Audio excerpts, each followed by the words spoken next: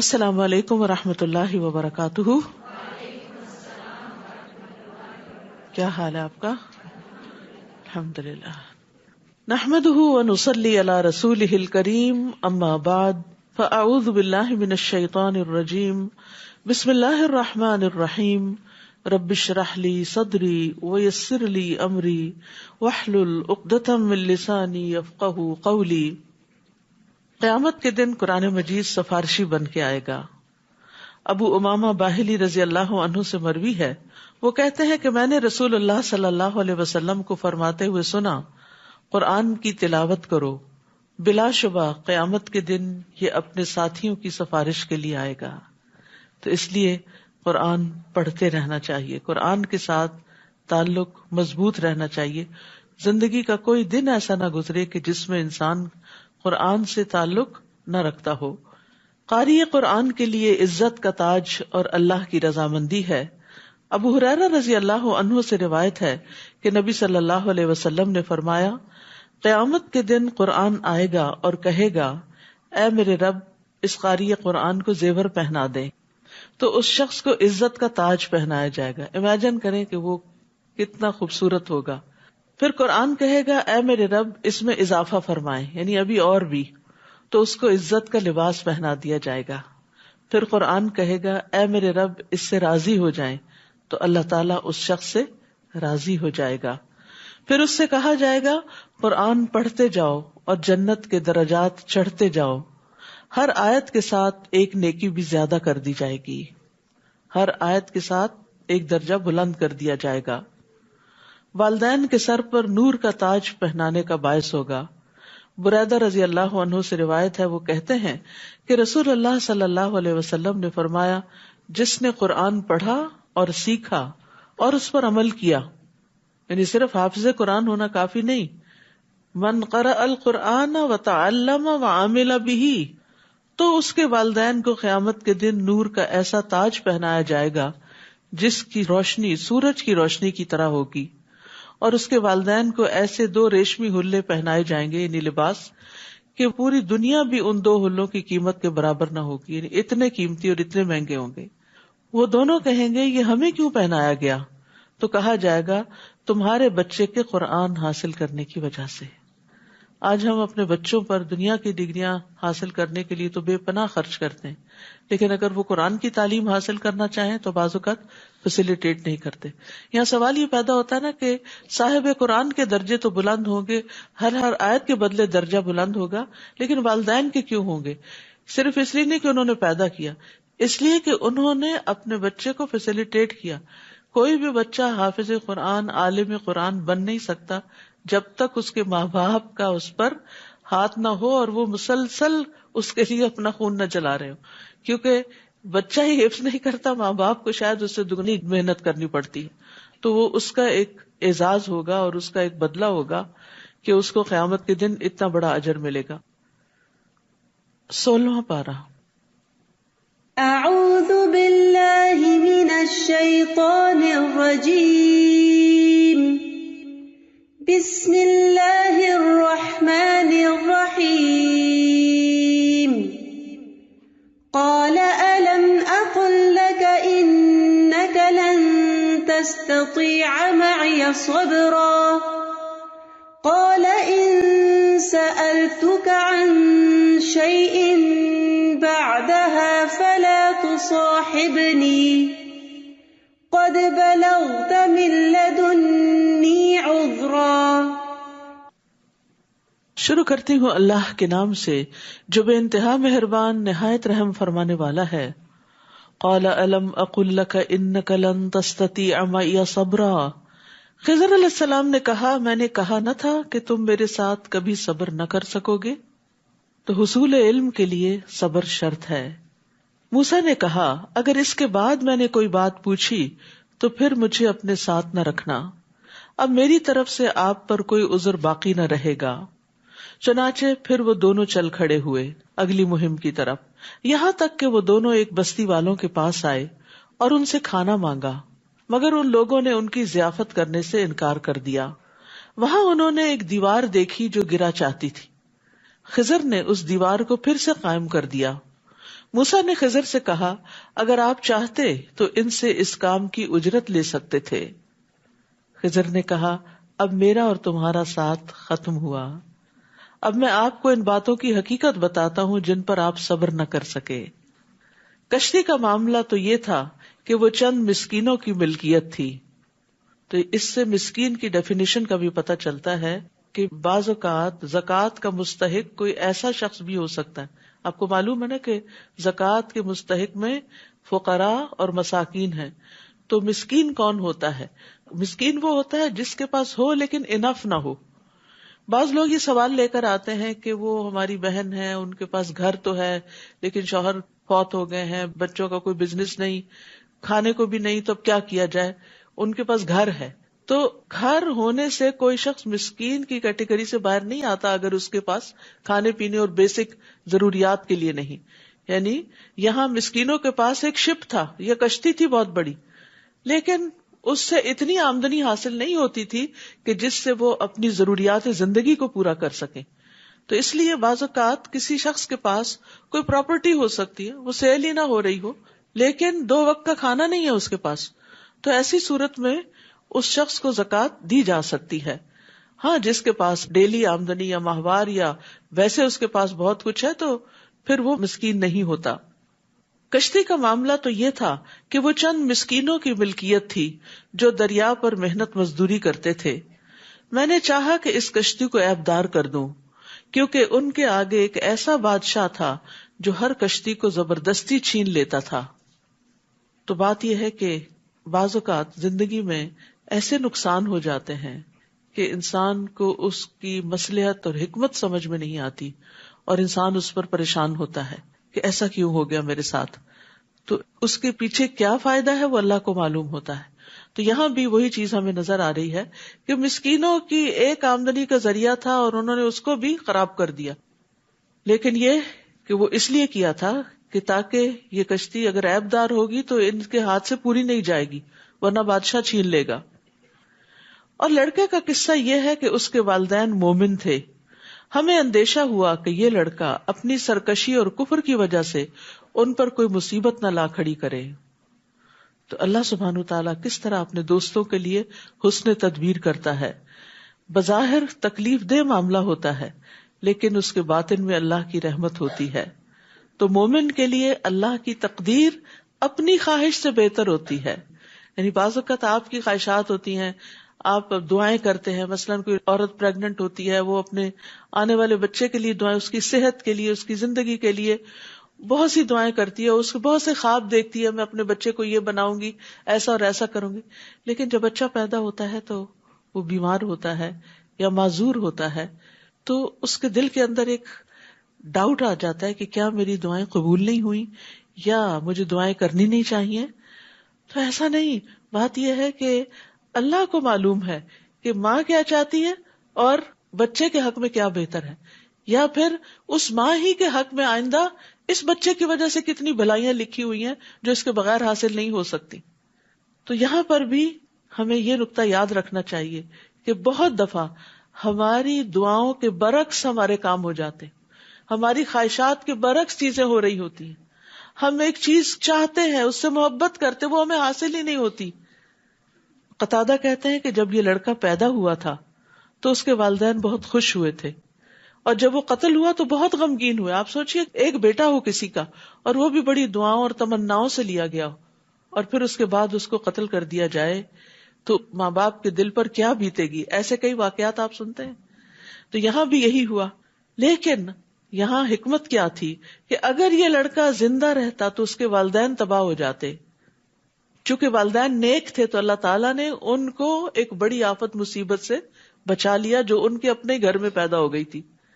تو اس لیے انسان کو اللہ کی تقدیر پر راضی رہنا چاہیے، کیونکہ مومن کے لیے اللہ کی تقدیر جسے وہ ناپسند کرتا ہے، بعض اوقات ہمارا دل بہت گھٹتا ہے نا کہ یہ چیزیں ایسے کیوں ہو رہی ہیں، تو وہ اس تقدیر سے بہتر ہے جسے وہ پسند کرتا ہے. یعنی بندہ جو چیز اپنے لیے چاہتا ہے اس سے بہتر ہے جو اللہ کا فیصلہ ہوتا ہے، بظاہر تکلیف دہ ہی کیوں نہ ہو. رسول اللہ صلی اللہ علیہ وسلم نے فرمایا، جس بچے کو خضر علیہ السلام نے قتل کیا تھا وہ کافر پیدا ہوا تھا، اگر وہ زندہ رہتا تو اپنے والدین کو سرکشی اور کفر پہ مجبور کر دیتا، تو ماں باپ کا بھی ایمان جاتا، کیونکہ بعض اوقات ماں باپ بچوں کی محبت کے ہاتھوں انہی کا دین یا انہی کے طریقے اختیار کر لیتے ہیں۔ اور یہاں یہ بھی یاد رکھیے کہ کبھی بھی تقدیر کے فیصلے پہ اللہ کو الزام نہ دیں کہ وائی می، اللہ آپ نے میرے لیے یہ کیوں لکھا یا یہ چیز کیوں زندگی میں پیش آئی۔ عبادہ بن صامت سے روایت ہے، وہ کہتے ہیں کہ ایک آدمی نبی صلی اللہ علیہ وسلم کے پاس آیا اور کہنے لگا، اللہ کے نبی کون سا عمل افضل ہے؟ آپ نے فرمایا، اللہ پر ایمان لانا، اس کی تصدیق کرنا، اس کے راستے میں جہاد کرنا۔ اس نے کہا، اللہ کے رسول، میں اس سے آسان عمل چاہتا ہوں، یعنی میرے میں اتنی ہمت نہیں کہ یہ سب کچھ کر سکوں۔ آپ نے فرمایا، عفو درگزر کرنا اور صبر کرنا۔ اس نے کہا، اللہ کے رسول، میرا ارادہ تو اس سے بھی آسان عمل کا ہے۔ آپ نے فرمایا کہ اللہ تمہارے بارے میں جو فیصلہ کر دیں اس پر اللہ تبارک و تعالیٰ کو الزام نہیں دینا، یعنی کچھ بھی زندگی میں پیش آ جائے تو یہی سوچنا کہ اس میں بھی خیر ہوگی، میرے رب نے مجھ پہ ظلم نہیں کیا، اس میں بھی کوئی حکمت ہے، کوئی مصلحت ہے۔ رضیت باللہ ربن، یعنی جب دل بھر آئے، جب دل پریشان ہو، جب چیزیں مرضی کے مطابق نہ ہو، تو یہ کلمہ اونچی آواز میں پکارتے رہا کرے، رضیت باللہ ربن، میں اپنے رب کے رب ہونے پر راضی ہوں، مجھے کوئی اعتراض نہیں، میں بالکل بھی ناراض نہیں ہوں۔ تو اللہ سبحانہ وتعالیٰ اس شخص کا دل بھی رضا سے بھر دے گا پھر، اور قیامت کے دن بھی اس سے راضی ہو جائے گا۔ فَأَرَدْنَا أَن يُبْدِلَهُمَا رَبُّهُمَا خَيْرًا مِّنْهُ زَكَاةً وَأَقْرَبَ رُحْمًا، لہٰذا ہم نے چاہا کہ ان کا رب اس لڑکے کے بدل انہیں اس سے بہتر لڑکا عطا کرے جو پاکیزہ اخلاق والا اور قرابت کا بہت خیال رکھنے والا ہو، یعنی والدین کے حق میں صلہ رحمی کرنے والا ہو۔ اور دیوار کی بات یہ ہے کہ وہ 2 یتیم لڑکوں کی تھی جو اس شہر میں رہتے تھے۔ اس دیوار کے نیچے ان کے لیے خزانہ دفن تھا، اور ان کا باپ ایک صالح آدمی تھا، لہٰذا آپ کے رب نے چاہا کہ یہ دونوں یتیم اپنی جوانی کو پہنچ کر اپنا خزانہ نکال لیں۔ یہ جو کچھ میں نے کیا سب آپ کے رب کی رحمت تھی۔ خضر نے خود کو کریڈٹ نہیں دیا، رب کی رحمت بتائی، میں نے اپنے اختیار سے کچھ بھی نہیں کیا، یعنی یہ تو اللہ کے احکام تھے جو میرے پاس آئے تھے اور میں ان احکامات کی پیروی کر رہا تھا۔ یہ ہے ان باتوں کی حقیقت جن پر آپ صبر نہ کر سکے۔ تو اللہ تعالیٰ کے احکامات 2 طرح کے ہوتے ہیں، ایک شرعی احکامات ہوتے ہیں جو پیغمبروں کو وحی کے ذریعے دیے جاتے ہیں، قرآن کی شکل میں، حدیث کی شکل میں، اور ایک کونی احکامات، تکوینی احکامات کہ جو کائنات سے متعلق ہوتے ہیں۔ اس کے لیے اللہ تعالیٰ نے اپنے فرشتے مقرر کر رکھے ہوتے ہیں کہ جن کے ذریعے وہ ان احکامات کی تعمیل کرواتا ہے۔ اب آپ دیکھیے کہ موسیٰ علیہ السلام کے لیے چونکہ حضرت خضر جو تھے وہ ایک انسان کی شکل میں یہ سارے کام کر رہے تھے، تو انہیں بڑے اچنبھے لگ رہے تھے، یعنی حیرت ہو رہی تھی کہ یہ سب کچھ کیا ہو رہا ہے اور کیوں ہو رہا ہے، اور یہ کچھ ٹھیک نہیں ہو رہا۔ حالانکہ اسی طرح کے بہت سے کام فرشتے ہر وقت کر رہے ہوتے ہیں، کسی کی جان لے رہے ہیں، کہیں عذاب لا رہے ہیں، کہیں بارش برسا رہے ہیں، کہیں بجلی کڑک رہی ہے، کہیں کچھ ہو رہا ہے، تو ہم میں سے کوئی یہ نہیں کہتا کہ دس از انفیئر، وہ کہتا ہے دس از پارٹ آف لائف۔ تو خضر علیہ السلام نے جب کیا تو وہ ان کو عجیب لگ رہے تھے، لیکن جب بھی کوئی شخص اللہ کے حکم سے کوئی کام کرتا ہے، وہ انسان ہو، وہ فرشتہ ہو، وہ پیغمبر ہو، ہماری عقل میں اگر وہ نہیں سماتا، ہماری عقل سے وہ بالا ہے، تو اس پر ہمیں اللہ کے فیصلوں پہ راضی ہو جانا چاہیے، اس پر ایمان لے آنا چاہیے، کیونکہ اسی کے اندر خیر ہوتی ہے۔ اور یہاں جو آخری واقعہ پیش آیا کہ جس بستی والوں نے انہیں کھانا نہیں دیا، وہاں خضر نے ایک دیوار بنا دی۔ یہ دیوار کیوں بنائی گئی تھی؟ یتیم بچوں کے خزانے کو محفوظ کرنے کے لیے، اور کہا جاتا ہے کہ وہ باپ عالم تھا اور بچوں کے لیے بہت سی کتابیں چھوڑ کر گیا تھا جو وہ اس کے نیچے تھیں، یعنی خزانے سے مراد صرف مال دولت نہیں تھی بلکہ علم کا خزانہ تھا، کیونکہ علم کی دولت دنیا کی دولت سے کہیں زیادہ بہتر ہوتی ہے۔ باقی دولت تو انسان کے ہاتھ سے چلی جاتی ہے، لیکن علم جو ہے وہ انسان کے ساتھ قبر میں بھی جاتا ہے۔ یہاں سے ایک اور بڑی اہم بات پتہ چلتی ہے، وہ یہ کہ نیک آدمی کی اولاد کی حفاظت کی جاتی ہے، یعنی آپ اگر نیک کام کرتے ہیں، اچھے کام کرتے ہیں، تو اس کا صلہ اگر آپ کو اپنی زندگی میں نظر نہیں آتا تو آپ اولاد کی خوشیوں کی شکل میں دیکھیں گے، اور والدین کی نیکیوں اور اس کی عبادت کی برکت سے اولاد کو دنیا اور آخرت میں بھلائیاں ملتی ہیں، کیونکہ دنیا میں وہ ان کے نام سے کماتا ہے اور آخرت میں وہ والدین کی سفارش کا بھی حقدار ہو سکتا ہے. یعنی اگر اولاد اتنی نیک نہیں، ماں باپ بہت نیک تھے، تو اولاد کے حق میں سفارش کریں. جیسے حافظ قرآن کو شفاعت کا حق ملے گا، یا اسی طرح اور بھی. اور پھر اولاد کے جنت میں بھی درجے بلند کیے جائیں گے اپنے والدین کی ملاقات کے لیے. اور والدین کی نیکیوں کے سبب اولاد کی بعض پریشانیاں بھی دور ہوتی ہیں. ان کی دعائیں بھی اولاد کے حق میں جب قبول ہوتی ہیں تو والدین کے لیے باعث اطمینان ہوتی ہیں. کسی کا کہنا ہے کہ جب بھی میں کسی سلجھے ہوئے خوشحال نوجوان کو دیکھتا ہوں تو مجھے یقین ہو جاتا ہے کہ ضرور اس کا باپ صالح اور نیک آدمی ہوگا، تب یہ بچہ اتنا سلجھا ہوا ہے. اور مجھے اس آیت کی صداقت نظر آنے لگتی ہے، وَكَانَ أَبُوهُمَا صَالِحًا. تو باپ اگر نیک ہو تو فائدہ دنیا میں ہی اولاد کو ہونے لگتا ہے.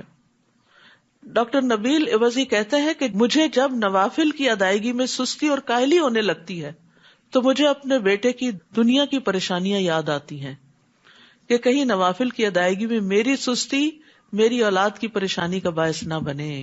یعنی بچے ایگزام کے لیے پریشان ہیں، پڑھائی میں، بزنس میں، جاب میں، اپنی فیملی لائف میں، اپنے بچوں کی وجہ سے پریشان ہیں. تو آپ دیکھیے کہ جب والدین بزرگ ہو جاتے ہیں تو ان کا کام پھر کیا رہ جاتا ہے؟ دعائیں اور نوافل اور عبادت. اور سب سے زیادہ تڑپ کے جو ماں باپ کی دعائیں ہوتی ہیں وہ اولاد ہی کے لیے نکلتی ہیں. تو اس لیے وہ کہتے ہیں کہ کانا ابوہما صالحا، اگر ماں باپ نیک ہوں گے، خصوصاً اگر باپ نیک ہوگا تو پھر اس کے اثرات جو ہے، یہ نہیں کہ ماں نہیں، لیکن یہاں باپ کا چونکہ لفظ استعمال ہوا ہے اس لیے ظاہری معنی کے اوپر. عبداللہ بن مسعود رضی اللہ عنہ جب رات میں نوافل ادا کر رہے ہوتے تھے تو اپنے چھوٹے بچے کو سویا ہوا دیکھ کر کہتے تھے، من اجلک یا بنیا، اے میرے بیٹے یہ تیرے روشن مستقبل کے لیے، یعنی میں نفل پڑھ رہا ہوں. اور روتے ہوئے اللہ تعالیٰ کا یہ قول پڑھتے تھے، وَكَانَ أَبُوهُمَا صَالِحًا، کہ ان بچوں کا جن کا خزانہ محفوظ ہوا ان کا باپ نیک تھا، تو میں اس لیے نیک بن رہا ہوں تاکہ میری اولاد کو پریشانی نہ ہو. ابن مسیب کہتے ہیں، اے میرے بیٹے بے شک میں نے تیرے فائدے کی خاطر اپنی نماز کی رکعتیں یا قیام زیادہ کر لیا.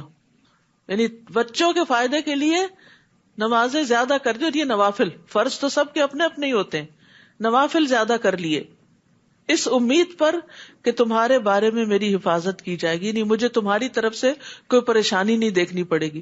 یاد رکھیے اولاد کی پریشانی جو ہوتی ہے وہ ماں باپ کو اپنی پریشانی سے بھی آگے ہوتی ہے. وہ اپنے آپ کو بھول جاتے ہیں، اپنا دکھ بھول جاتے ہیں، لیکن بچوں کا دکھ ان سے دیکھا نہیں جاتا. تو پھر وہ یہی آیت تلاوت کرتے تھے، وَكَانَ أَبُوهُمَا صَالِحًا. تو یاد رکھیے کہ جب اپنے بچوں کے اندر کوئی خرابی دیکھیں، ان کے اندر بگاڑ دیکھیں، ان کے اندر دین سے دوری دیکھیں، تو اپنی نماز، اپنی عبادت، اپنا صدقہ خیرات اور اپنی اصلاح کی طرف توجہ دیں. تو انشاءاللہ جب آپ کے اندر خیر آئے گی تو وہ خیر بچوں میں بھی ٹرانسفر ہوگی، وہ بھی اس سے فائدہ اٹھائیں گے. اور اکثر لوگ بچوں کو یہ تانا بھی دیتے نا، تم کیا ہو، تم تو اپنے ماں باپ کی وجہ سے ہی سب کچھ ہو. تو یہ ہر ایک کے لیے ہوتا ہے، کسی خاص بچے کے لیے نہیں ہوتا. سب بچے اپنے ماں باپ ہی کی وجہ سے کچھ بنتے ہیں. یعنی اللہ کا فضل تو obviously ماں باپ پر ہوتا ہے کہ وہ جو بچوں کے اندر محنت کرتے ہیں، لیکن بچے والدین ہی کی وجہ سے آگے بڑھتے ہیں. وہ والدین ہی ان کو یہودی یا عیسائی یا مجوسی بنا دیتے ہیں، یا پھر یہ کہ دین فطرت پر لے آتے ہیں. تو یہ ایک بہت بڑا کردار ہوتا ہے ماں باپ کا. یعنی پیرنٹنگ میں یہ اصول ہمیشہ یاد رکھیں. ہم بظاہر بہت سارے طریقے اختیار کرتے ہیں، لیکن یہ والی بات بھول جاتے ہیں کہ بچہ اگر جھوٹ بول رہا ہے تو کہیں ہم نے تو نہیں بولا. بچے نے اگر کہیں کوئی چیز آگے پیچھے ہیرا پھیری کی، کہیں بچپن میں ہم نے بھی تو ایسا غلط کام نہیں کیا تھا. تو انشاءاللہ جب آپ اپنی اصلاح کر لیں گے، آپ اپنی غلطیوں پر توبہ کر لیں گے، تو پھر انشاءاللہ آپ کے بچوں کے اندر بھی خیر ہوگی. وَيَسْأَلُونَكَ عَنْ ذِي الْقَرْنَيْنِ قُلْ سَأَتْلُو عَلَيْكُمْ مِنْهُ ذِكْرًا. لوگ آپ سے ذوالقرنین کے بارے میں پوچھتے ہیں، آپ انہیں کہیے کہ ابھی میں اس کا کچھ حال تمہیں سناؤں گا. بلا شبہ ہم نے اسے زمین میں اقتدار بخشا تھا اور ہر طرح کا ساز و سامان بھی دے رکھا تھا. چنانچہ وہ ایک راہ پر چل کھڑا ہوا، یعنی اس نے کچھ اسباب اختیار کیے، کیونکہ اللہ تعالیٰ نے اس کو زمین میں بادشاہت عطا کی تھی اور ہر طرح کے وسائل، ریسورسز بھی دے رکھے تھے. تو جب اللہ تعالیٰ وسائل دے، اختیار دے، اقتدار دے، تو انسان کو اچھے اچھے کاموں میں اپنے ان سب چیزوں کو استعمال کرنا چاہیے. حتیٰ کہ وہ سورج غروب ہونے کی حد تک پہنچ گیا، اسے یوں معلوم ہوا جیسے سورج سیاہ کیچڑ والے چشمے میں ڈوب رہا ہے. وہاں اس نے ایک قوم دیکھی، ہم نے کہا اے ذوالقرنین تجھے اختیار ہے، خواہ تو ان کو سزا دے یا ان سے نیک رویہ اختیار کرے، یعنی ہم نے تجھے اتنی اتھارٹی دی ہے کہ چاہے تم ان کو سزا دو یا ان پہ احسان کرو، کوئی فرق نہیں پڑتا، تو ہم تم سے نہیں پوچھیں گے۔ ذوالقرنین نے کہا جو شخص ظلم کرے گا اسے تو ہم بھی سزا دیں گے، پھر جب وہ اپنے رب کی طرف لوٹایا جائے گا تو وہ اور بھی سخت عذاب دے گا۔ یہ ہے انصاف کی بات۔ وَأَمَّا مَنْ آمَنَ وَعَمِلَ صَالِحًا فَلَهُ جَزَاءً الْحُسْنَى وَسَنَقُولُ لَهُ مِنْ أَمْرِنَا يُسْرًا، البتہ جو ایمان لے آیا اور نیک عمل کیے اسے اچھا بدلہ ملے گا اور اسے ہم اپنے آسان سے کام کرنے کو کہیں گے، یعنی نیک لوگوں کے لیے زندگی میں دنیا میں بھی آسانیاں ہوتی ہیں۔ پھر وہ ایک اور راہ پہ چل پڑا، یعنی کچھ اور اسباب اختیار کیے، حتیٰ کہ وہ طلوع آفتاب کی حد تک جا پہنچا، یعنی مشرقی کنارے پہ جا پہنچا۔ اسے ایسا معلوم ہوا کہ سورج ایسی قوم پر طلوع ہو رہا ہے کہ سورج اور اس کی قوم کے درمیان ہم نے کوئی آڑ نہیں بنائی۔ واقعہ ایسا ہی تھا، اور ذوالقرنین کو جو حالات پیش آئے اسے ہم خوب جانتے ہیں۔ پھر وہ ایک تیسری راہ پر چل پڑا، حتیٰ کہ وہ دو بلند گھاٹیوں کے درمیان جا پہنچا۔ وہاں ان کے پاس اس نے ایسی قوم دیکھی جو بات بھی نہ سمجھتی تھی۔ وہ کہنے لگے اے ذوالقرنین، یاجوج اور ماجوج نے اس زمین میں فساد مچا رکھا ہے، اگر ہم آپ کو کچھ چندہ اکٹھا کر دیں تو کیا آپ ہمارے اور ان کے درمیان ایک دیوار چن دیں گے، یعنی ہماری مدد کریں؟ ذوالقرنین نے جواب دیا میرے رب نے مجھے جو مالی قوت دے رکھی ہے وہ بہت ہے، یعنی مجھے تمہارے مال کی ضرورت نہیں۔ منصف بادشاہ تھا نا، تو جو منصف بادشاہ ہوتے ہیں وہ لوگوں کی خیر کا پیغام لے کے جاتے ہیں، نہ کہ وہاں سے کچھ فائدے سمیٹنے جاتے ہیں۔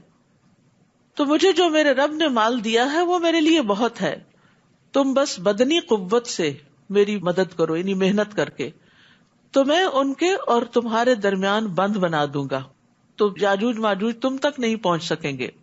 تو اس سے یہ پتہ چلتا ہے کہ ایک عادل بادشاہ جو ہے وہ اپنے رعایا کے حقوق کی حفاظت کرتا ہے، ان کی ضروریات کو پورا کرتا ہے، ان کی سرحدوں کی اصلاح کرتا ہے، اور جس مال کو وہ بیت المال میں جمع کرتا ہے ان کو وہ اچھے کاموں اور اچھے پروجیکٹس میں استعمال کرتا ہے۔ اور اچھا انتظام کرنے کے لیے بادشاہ پہ 3 شرائط عائد ہوتی ہیں۔ پہلی بات، اس خزانے میں سے اپنے لیے کچھ خاص نہ کرے، یعنی وہ اس خزانے پہ اپنا ذاتی تصرف نہ کرے اور اس پر یہ نظر نہ رکھے کہ میں اس سے کیا فائدہ اٹھاؤں۔ دوسرا یہ ہے کہ سب سے پہلے ضرورت مندوں پر خرچ کرنے سے ابتدا کرے اور ان کی مدد کرے، غریب لوگ اور جو محتاج ہیں ان سے آغاز کرے، اور تیسرے لوگوں کے مرتبوں کے مطابق عطیات دینے میں مساوات سے کام لے، یعنی جو لوگ اس مملکت کے اندر بڑے بڑے کام کر رہے ہوں ان کو جب کوئی سیلری یا کوئی گفٹ یا ان کے اپریسیشن کے لیے کوئی ٹوکن دیا جائے تو پھر سب کے ساتھ مساوات بھی برتی جائے، لیکن جو رعایا کی ضرورت پوری نہ کرے اس کے لیے وعید بھی ہے۔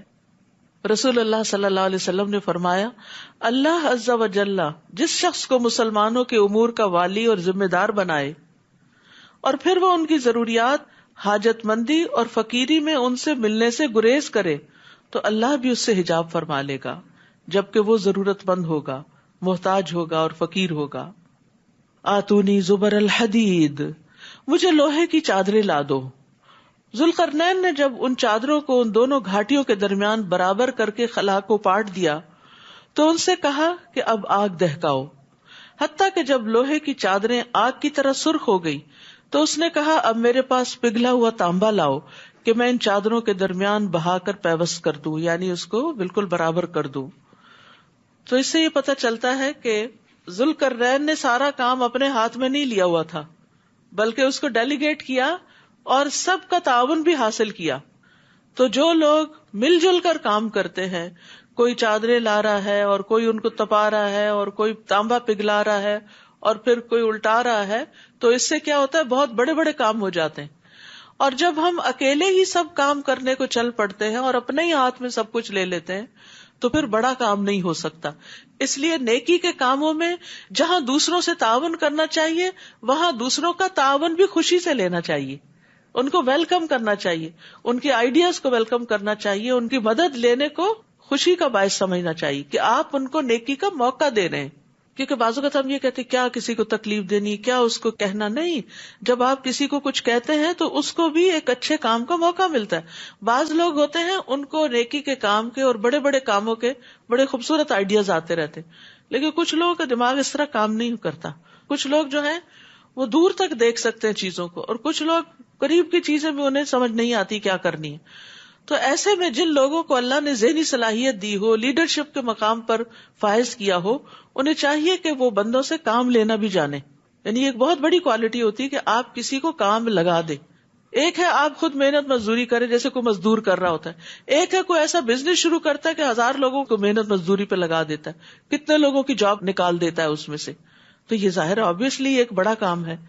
تو ہمیشہ صرف خود ہی کام کرنے کا نہ سوچیں، دوسروں کو بھی کام لگائیں. اسی طرح گھر کے اندر بھی اپنے بچوں کو بھی ساتھ کام لگائیں، اور اکٹھے کام کرنے سے باہم محبت بھی پیدا ہوتی. فَمَسْتَطَاعُوا أَن يَظْهَرُوهُ وَمَا اسْتَطَاعُوا لَهُ نَقْبًا. اس طرح یہ بند ایسا بن گیا کہ یاجوج ماجوج نہ تو اس کے اوپر چڑھ سکتے تھے اور نہ ہی اس میں کوئی سوراخ کر سکتے تھے. ذوالقرنین کہنے لگا یہ میرے رب کی رحمت سے بن گیا ہے، مگر میرے رب کے وعدے کا وقت آ جائے گا تو وہ اس بند کو پیوند خاک کر دے گا. یعنی اللہ کے سامنے تو یہ دیوار کچھ بھی نہیں، اور میرے رب کا وعدہ برحق ہے.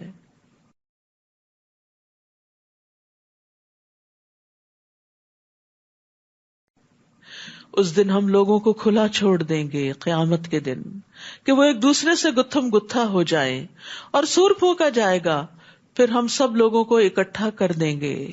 حشر کا مطلب ہوتا ہے جمع کرنا، ان کو جمع کر دیں گے. اس دن ہم جہنم کو کافروں کے سامنے لے آئیں گے جن کی آنکھوں پر میرے ذکر سے غفلت کا پردہ پڑا ہوا تھا اور وہ کچھ سننے کو ہی تیار نہ تھے. استغفر اللہ. یہ دو فیکلٹیز جو استعمال نہیں کرتا رب کو پہچاننے کے لیے اور رب کی یاد کے لیے، تو پھر وہ بہت ناشکرا انسان ہوتا ہے. کیا کافروں نے یہ سمجھ رکھا ہے کہ وہ مجھے چھوڑ کر میرے بندوں کو ہی کارساز بنا لیں گے؟ ہم نے ایسے لوگوں کی مہمانی کے لیے جہنم تیار کر رکھی ہے. آپ ان سے کہیے کیا ہم تمہیں بتائیں کہ لوگوں میں اعمال کے لحاظ سے سب سے زیادہ نقصان اٹھانے والے کون ہیں؟ یعنی جو کام بھی کرتے ہیں لیکن انہیں ان کے کام کا کوئی فائدہ نہیں ہوگا بلکہ الٹا نقصان ہی ہوگا.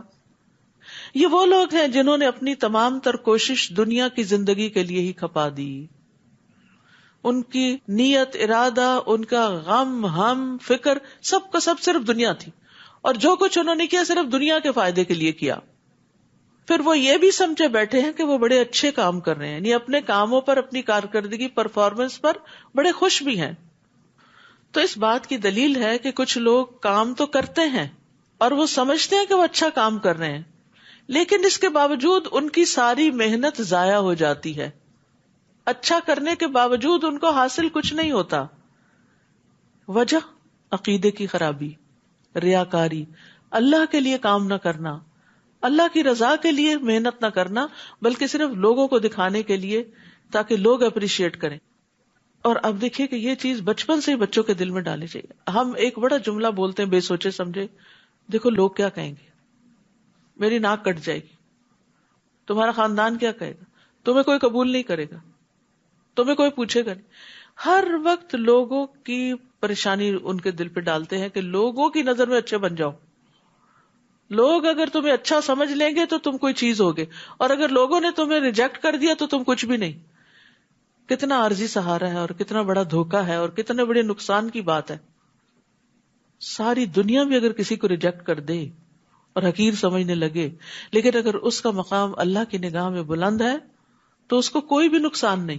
اور اگر ساری دنیا بھی کسی کی تعریفوں کے پل باندھ دے اور اس کو بڑے بڑے ایوارڈ سے نوازے، لیکن اللہ کے ہاں اس کا کوئی مقام نہیں، تو اس کا کوئی مقام نہیں. تو اس لیے انسان جو کچھ کرے اللہ کی رضا کو سامنے رکھتے ہوئے کرے، صرف اپنے لیے نہیں، بچوں کے دل میں بھی اللہ کا خوف پیدا کرے کہ اللہ کو کیا جواب دینا ہے. یہ ڈر نہیں پیدا کرے کہ لوگ کیا کہیں گے. یہ ایک بہت کمزور بنیاد ہے کہ جس کے اوپر کوئی کھڑا ہو. دوسری بات یہ ہے کہ ایمان کے بغیر نیک اعمال قبول نہیں ہوتے، کیونکہ شرک کرنے سے سارے اعمال ضائع ہو جاتے ہیں. کفر اعمال کو ضائع کرنے کا سبب ہے. اور شرک اصغر کیا ہے؟ ریاکاری. رسول اللہ صلی اللہ علیہ وسلم نے فرمایا مجھے تمہارے حق میں سب سے زیادہ شرک اصغر کا خوف ہے. صحابہ نے عرض کیا شرک اصغر کیا ہوتا ہے، یعنی چھوٹا شرک کیا ہوتا ہے؟ آپ نے فرمایا ریاکاری. اللہ عز و جل قیامت کے دن جب لوگوں کو بدلہ دے گا تو ریاکاروں سے کہے گا ان ہستیوں کی طرف چلے جاؤ جن کے سامنے دنیا میں ریاکاری کرتے تھے، اور دیکھو کیا تم ان کے پاس کوئی بدلہ پاتے ہو. یہی لوگ ہیں جنہوں نے اپنے رب کی آیات اور اس کی ملاقات کا انکار کیا، لہٰذا ان کے سب اعمال برباد ہو جائیں گے. یعنی آخرت کی فکر کے بغیر، اللہ پہ ایمان کے بغیر کوئی کتنا بھی بڑا کام کر لے اس کو اس کا اجر ملنے والا نہیں. اور قیامت کے دن ہم ان کے لیے میزان ہی نہیں رکھیں گے، کفار کے اعمال نہیں تولے جائیں گے، اچھے برے نہیں. میزان جو ہے وہ مومنوں کے لیے ہے یا پھر منافقین کے لیے ہے. کفار جو ہیں ان کا سیدھا ہی فیصلہ کر دیا جائے گا، کیونکہ ان کا تو ایمان ہی نہیں تھا، تو جو اچھے کام کیے برے کیے سبھی برابر ہو گئے. یہ جہنم ہی ان کا بدلہ ہے، کیونکہ انہوں نے کفر اختیار کیا تھا اور میری آیات اور میرے رسولوں کا مذاق اڑاتے رہے. البتہ جو لوگ ایمان لائے اور نیک عمل کرتے رہے ان کی مہمانی فردوس کے باغات سے ہوگی. ایمان لا کر عمل صالح کرنے والوں کی جزا، جن میں وہ ہمیشہ رہیں گے اور کسی اور جگہ منتقل ہونا پسند نہ کریں گے. جنت میں کوئی بوریت ہی نہیں. بوریت دنیا میں ہوتی ہے کیونکہ اس کا مزہ لمیٹڈ ہوتا ہے، لیکن جنت میں لوگوں کا اتنا دل لگے گا کہ وہ وہاں سے ہلنا بھی نہیں چاہیں گے. لوگ کہتے ہیں نا اگر ہمیشہ ہمیشہ رہنا تو پھر تھک نہیں جائیں گے، بور نہیں. بوریت جب ہوتی ہے جب انجوائے کرنے کی ہمارے اندر صلاحیت نہیں ہوتی، یعنی جب ہم دیکھ نہیں پاتے تو دنیا کی رونقیں تو پھر بیکار ہو جاتی ہیں نا. تو اسی طرح جو ہماری کیپیسٹی نہیں ہوتی کسی چیز کو انجوائے کرنے کی تو پھر وہ چیزیں ہم پر بوجھ ہو جاتی. تو جنت میں انجوائے کرنے کی کیپیسٹی بھی بڑھ جائے گی اور اس کے ساتھ ساتھ نعمتیں بھی بہت زیادہ ہوں گی. آپ ان سے کہہ دیجئے اگر میرے رب کی باتیں لکھنے کے لیے سمندر سیاہی بن جائے تو سمندر ختم ہو جائے گا، مگر میرے رب کی باتیں ختم نہ ہوں گی، خواہ اتنی ہی اور بھی سیاہی یعنی سمندر لے آیا جائے. آپ ان سے کہہ دیجئے انما انا بشر مثلکم، میں تو تمہارے ہی جیسا ایک انسان ہوں. ہاں یہ فرق ضرور ہے کہ میری طرف وحی کی جاتی ہے کہ تمہارا الہ صرف ایک ہی الہ ہے. لہٰذا جو شخص اپنے رب سے ملنے کی امید رکھتا ہے اسے چاہیے کہ وہ نیک عمل کرے. رب کی ملاقات کا شوق ہے تو اچھے اچھے کام کر لو، بہترین چیزیں تیار کرو ساتھ لے جانے کے لیے، اور اپنے رب کی عبادت میں کسی دوسرے کو شریک نہ کرے، یعنی ریاکاری نہ کرے، کوئی دکھاوا نہ کرے، کسی اور کے لیے اچھے کام نہ کرے. سورۃ مریم. بسم اللہ الرحمن الرحیم. کافہا یا عین صاد. ذکر رحمت ربک عبدہ زکریا اذ نادى ربه نداء خفيا قال رب إني وهن العظم مني واشتعل الرأس شيبا ولم أكن بدعائك رب شقيا. شروع کرتی ہوں اللہ کے نام سے جو بے انتہا مہربان نہایت رحم فرمانے والا ہے. کاف ہا یا عین صاد. یہ آپ کے رب کی اس رحمت کا ذکر ہے جو اس نے اپنے بندے زکریا پر کی علیہ السلام. جب زکریا نے اپنے رب کو چپکے چپکے پکارا، دل ہی دل میں پکارا، کہا میرے رب میری ہڈیاں بوسیدہ ہو چکی اور بڑھاپے کی وجہ سے سر کے بال سفید ہو گئے، تاہم اے میرے رب میں تجھے پکار کے کبھی محروم نہیں رہا. پکارنے کا انداز ہے نا. تو اللہ سے مانگتے ہوئے انسان کو عاجزی اور انکساری کا اظہار کرنا چاہیے، اپنے حال کا بھی ذکر کرنا چاہیے، اپنے دکھوں کا بھی بتانا چاہیے، اپنے کنسرنز بتانے چاہیے، اور پھر یہ بھی کہ امید کا اظہار کرنا چاہیے کہ یا اللہ میں تجھ سے دعا کر کے محروم نہیں رہا. عام لوگوں کا حال کیا ہوتا ہے جب ذرا زیادہ دعائیں کر لیتے ہیں تو کہتے ہیں اتنی دعائیں کی ہیں میری نہیں سنی جائے گی، لہٰذا دعا کرنا چھوڑ دیتے ہیں. جبکہ پیغمبروں کا معاملہ اس سے برعکس ہے. وہ دعا کر کے کہتے ہیں ہم کبھی محروم نہیں رہے، ہمیں یقین ہے دعائیں قبول ہوتی ہیں، آج نہیں تو کل ہوں گی. کتنے پر امید ہیں یہ. اور پھر یہ ہے کہ گزشتہ زندگی میں ان کی بہت سی دعائیں قبول بھی ہوئی ہوگی، اس بنا پہ کہا کہ میری تو آج تک بہت دعائیں قبول ہوئی. ہمیں اپنی زندگی میں جب بہت سی دعائیں قبول ہوتی ہے تو وہ ہم بھول جاتے ہیں، ان کا ہم ذکر نہیں کرتے کہ اللہ آپ نے اتنا کچھ دیا ہے، جو مانگا وہ سب بھی دیا ہے تو آئندہ بھی دے گا. تو مثبت سوچ جو ہے ایک بہت بڑی نعمت ہے جو انسان کو بہت سے غموں اور فکروں سے نجات دیتی ہے. تو دعا کا ایک ادب ہے کہ انسان عاجزی اور انکساری اختیار کرے. انس بن مالک کہتے ہیں کہ رسول اللہ صلی اللہ علیہ وسلم جب کسی غزوے کے لیے تشریف لے جاتے تو یوں دعا کرتے، اللہم انت عضدی و نصیری بک احول و بک اصول و بک اقاتل. اے اللہ تو میرا بازو ہے، تو میرا مددگار ہے، تیری ہی دی ہوئی قوت کے ساتھ میں تدبیر کرتا ہوں، تیری ہی دی ہوئی طاقت کے ساتھ میں حملہ کرتا ہوں، تیری ہی مدد سے میں لڑائی کرتا ہوں. یعنی اللہ تعالیٰ کو اتنا قریب پاتے تھے اور اسی سے ساری باتیں کر رہے ہوتے تھے. تو دعا کے معاملے میں اللہ سبحانہ تعالیٰ سے حسن ظن رکھنا چاہیے اور پورے یقین سے دعا کرنی چاہیے، کیونکہ اللہ سبحانہ تعالیٰ کے لیے کوئی بھی کام مشکل نہیں ہے، ہمیں مشکل ہے. انس بن مالک کہتے ہیں کہ رسول اللہ صلی اللہ علیہ وسلم نے فرمایا جب تم میں سے کوئی دعا کرے تو اسے چاہیے کہ وہ پختہ یقین کے ساتھ سوال کرے. وہ اس طرح ہرگز نہ کہے کہ اللہ اگر تو چاہے تو مجھے عطا کر دے، یعنی تو چاہتا ہے تو دعا قبول کر لے، نہیں تو نہیں. ایسا نہیں، بے شک اللہ کی ذات کو کوئی مجبور کرنے والا نہیں، وہ جب قبول کرتا ہے اپنی رضا سے ہی کرتا ہے. پھر وہ کہتے ہیں میں اپنے پیچھے اپنے بھائی بندوں کی برائیوں سے ڈرتا ہوں اور میری بیوی بانجھ ہے، تو اپنی جناب سے مجھے ایک وارث عطا فرما جو میرے اور آل یعقوب کا وارث بنے، اور اے میرے رب اسے پسندیدہ انسان بنانا. تو آپ دیکھیے کہ پیغمبروں کی دعائیں بھی کیا ہوتی ہیں اور ان کی لوگوں کے لیے خیر خواہی کیا ہوتی ہے. لوگوں کی اصلاح اور دین کی سربلندی کے لیے وارث مانگ رہے ہیں. انہیں یہ ڈر نہیں تھا کہ ان کے پیچھے کو بہت بڑی جائیداد چھوڑے جا رہے ہیں کہ جس کو سنبھالے گا کون یا ان کا مال و متاع کون دیکھے گا. نہیں، انہیں فکر یہ تھی کہ میرے اس مشن کا وارث کون بنے گا، یہ جو میں لوگوں کو اللہ کی طرف بلاتا ہوں میرے بعد کون بلائے گا.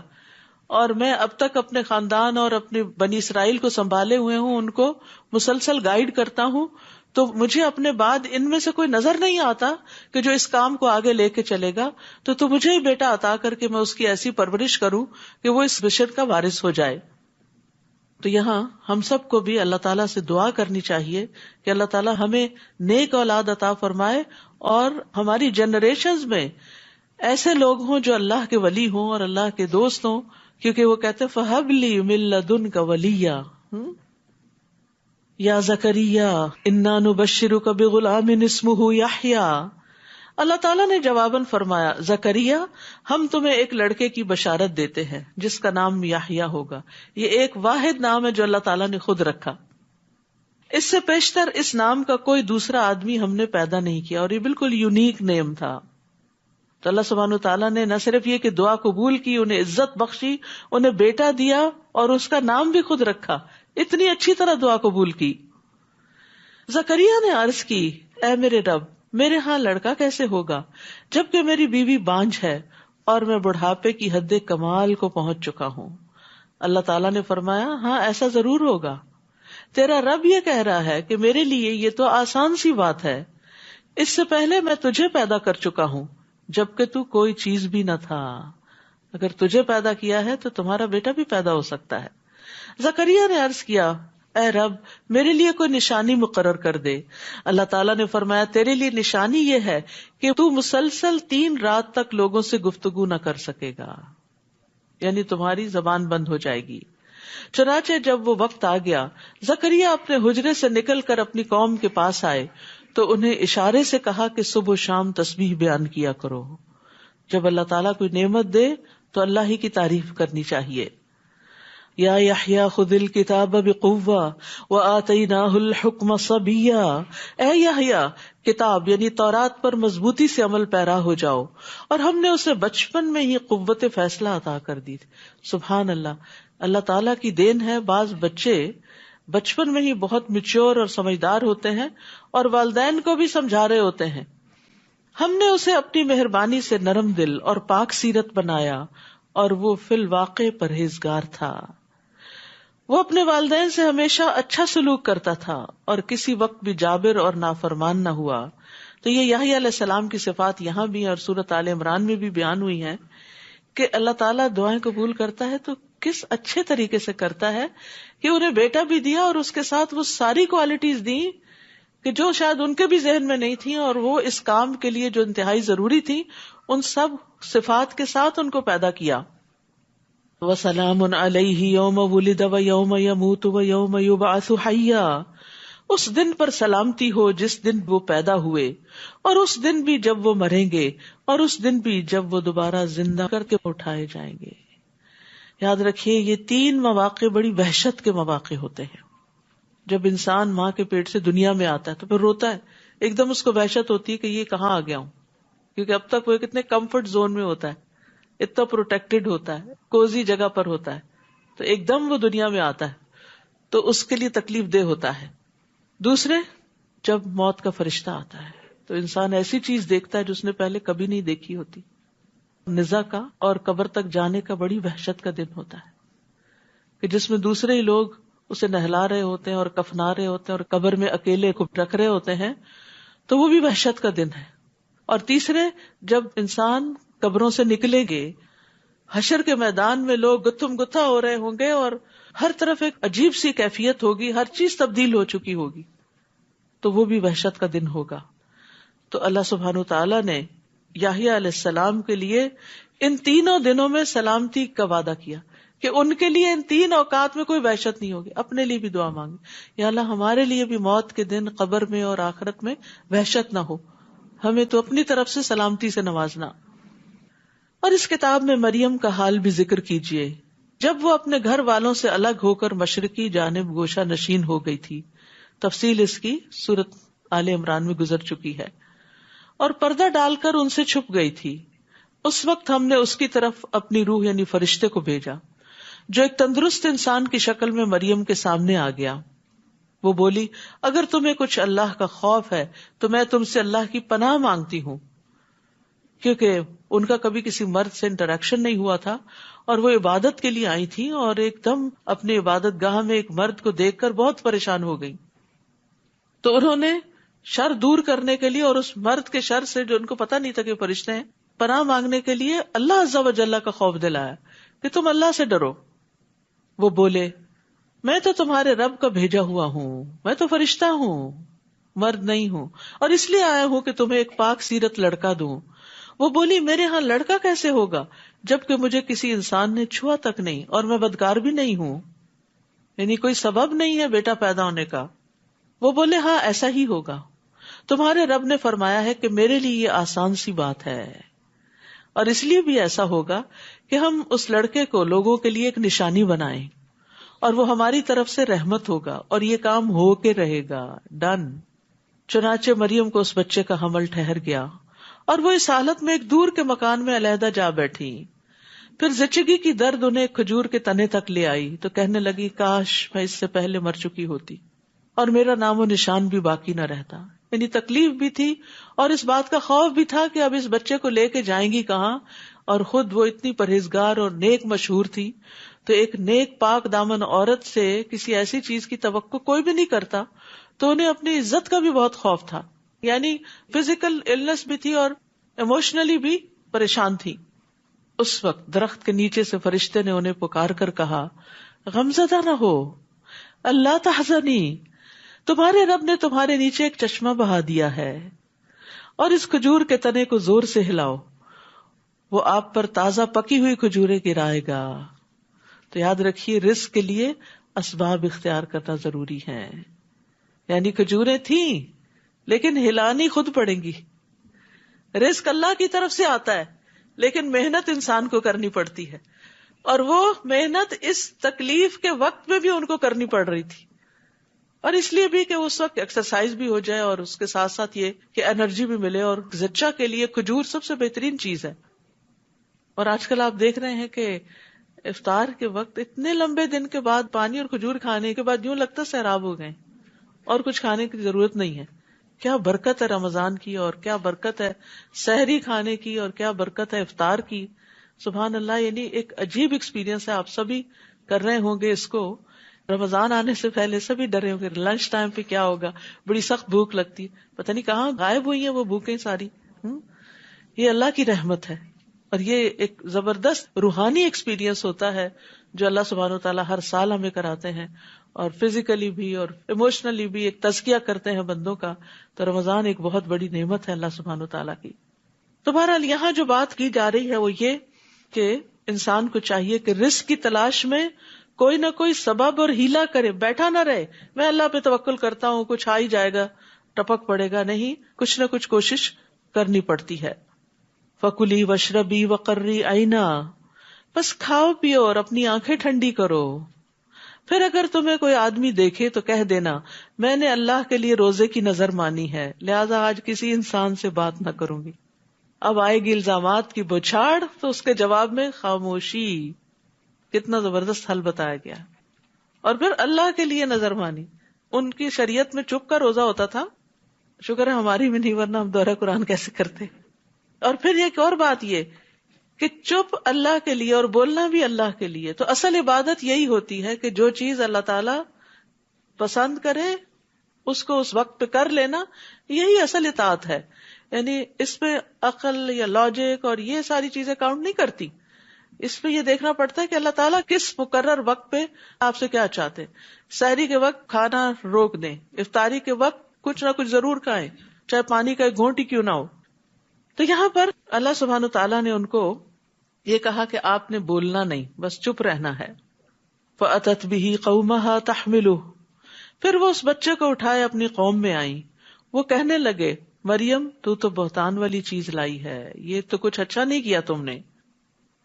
اے ہارون کی بہن، نہ تو تیرا باپ کوئی برا آدمی تھا اور نہ ہی تیری ماں بدکار تھی. مریم نے اس بچے کی طرف اشارہ کر دیا تو وہ کہنے لگے ہم اس سے کلام کیسے کریں جو ابھی گود کا بچہ ہے. بچہ بول اٹھا، قال انی عبد اللہ آتانی الکتاب وجعلنی نبیا، میں اللہ کا بندہ ہوں، اللہ نے مجھے کتاب دی ہے اور نبی بنایا. سبحان اللہ. گود میں جو بچہ ہے اس کو نبوت عطا کر دی گئی ہے کہ یہ بڑا ہو کر اس کا کام کیا ہوگا. اور خاص طور پر یہ جو عیسیٰ علیہ السلام کی زبان سے کہلوایا گیا انی عبد اللہ، میں اللہ کا بندہ ہوں. تو جب بھی کوئی کرسچن آپ سے انٹریکٹ کرے اور عیسیٰ علیہ السلام کی پوزیشن پوچھنا چاہے کہ ہمارے دین میں کیا ہے، تو اس کو سورۃ مریم پڑھنے کے لیے دیا کریں کہ ہماری کتاب حضرت مریم کے بارے میں کیا کہتی ہے اور حضرت عیسیٰ کے بارے میں کیا کہتی ہے کہ انی عبداللہ، میں اللہ کا بندہ ہوں اور جہاں کہیں بھی میں رہوں اس نے مجھے بابرکت بنایا.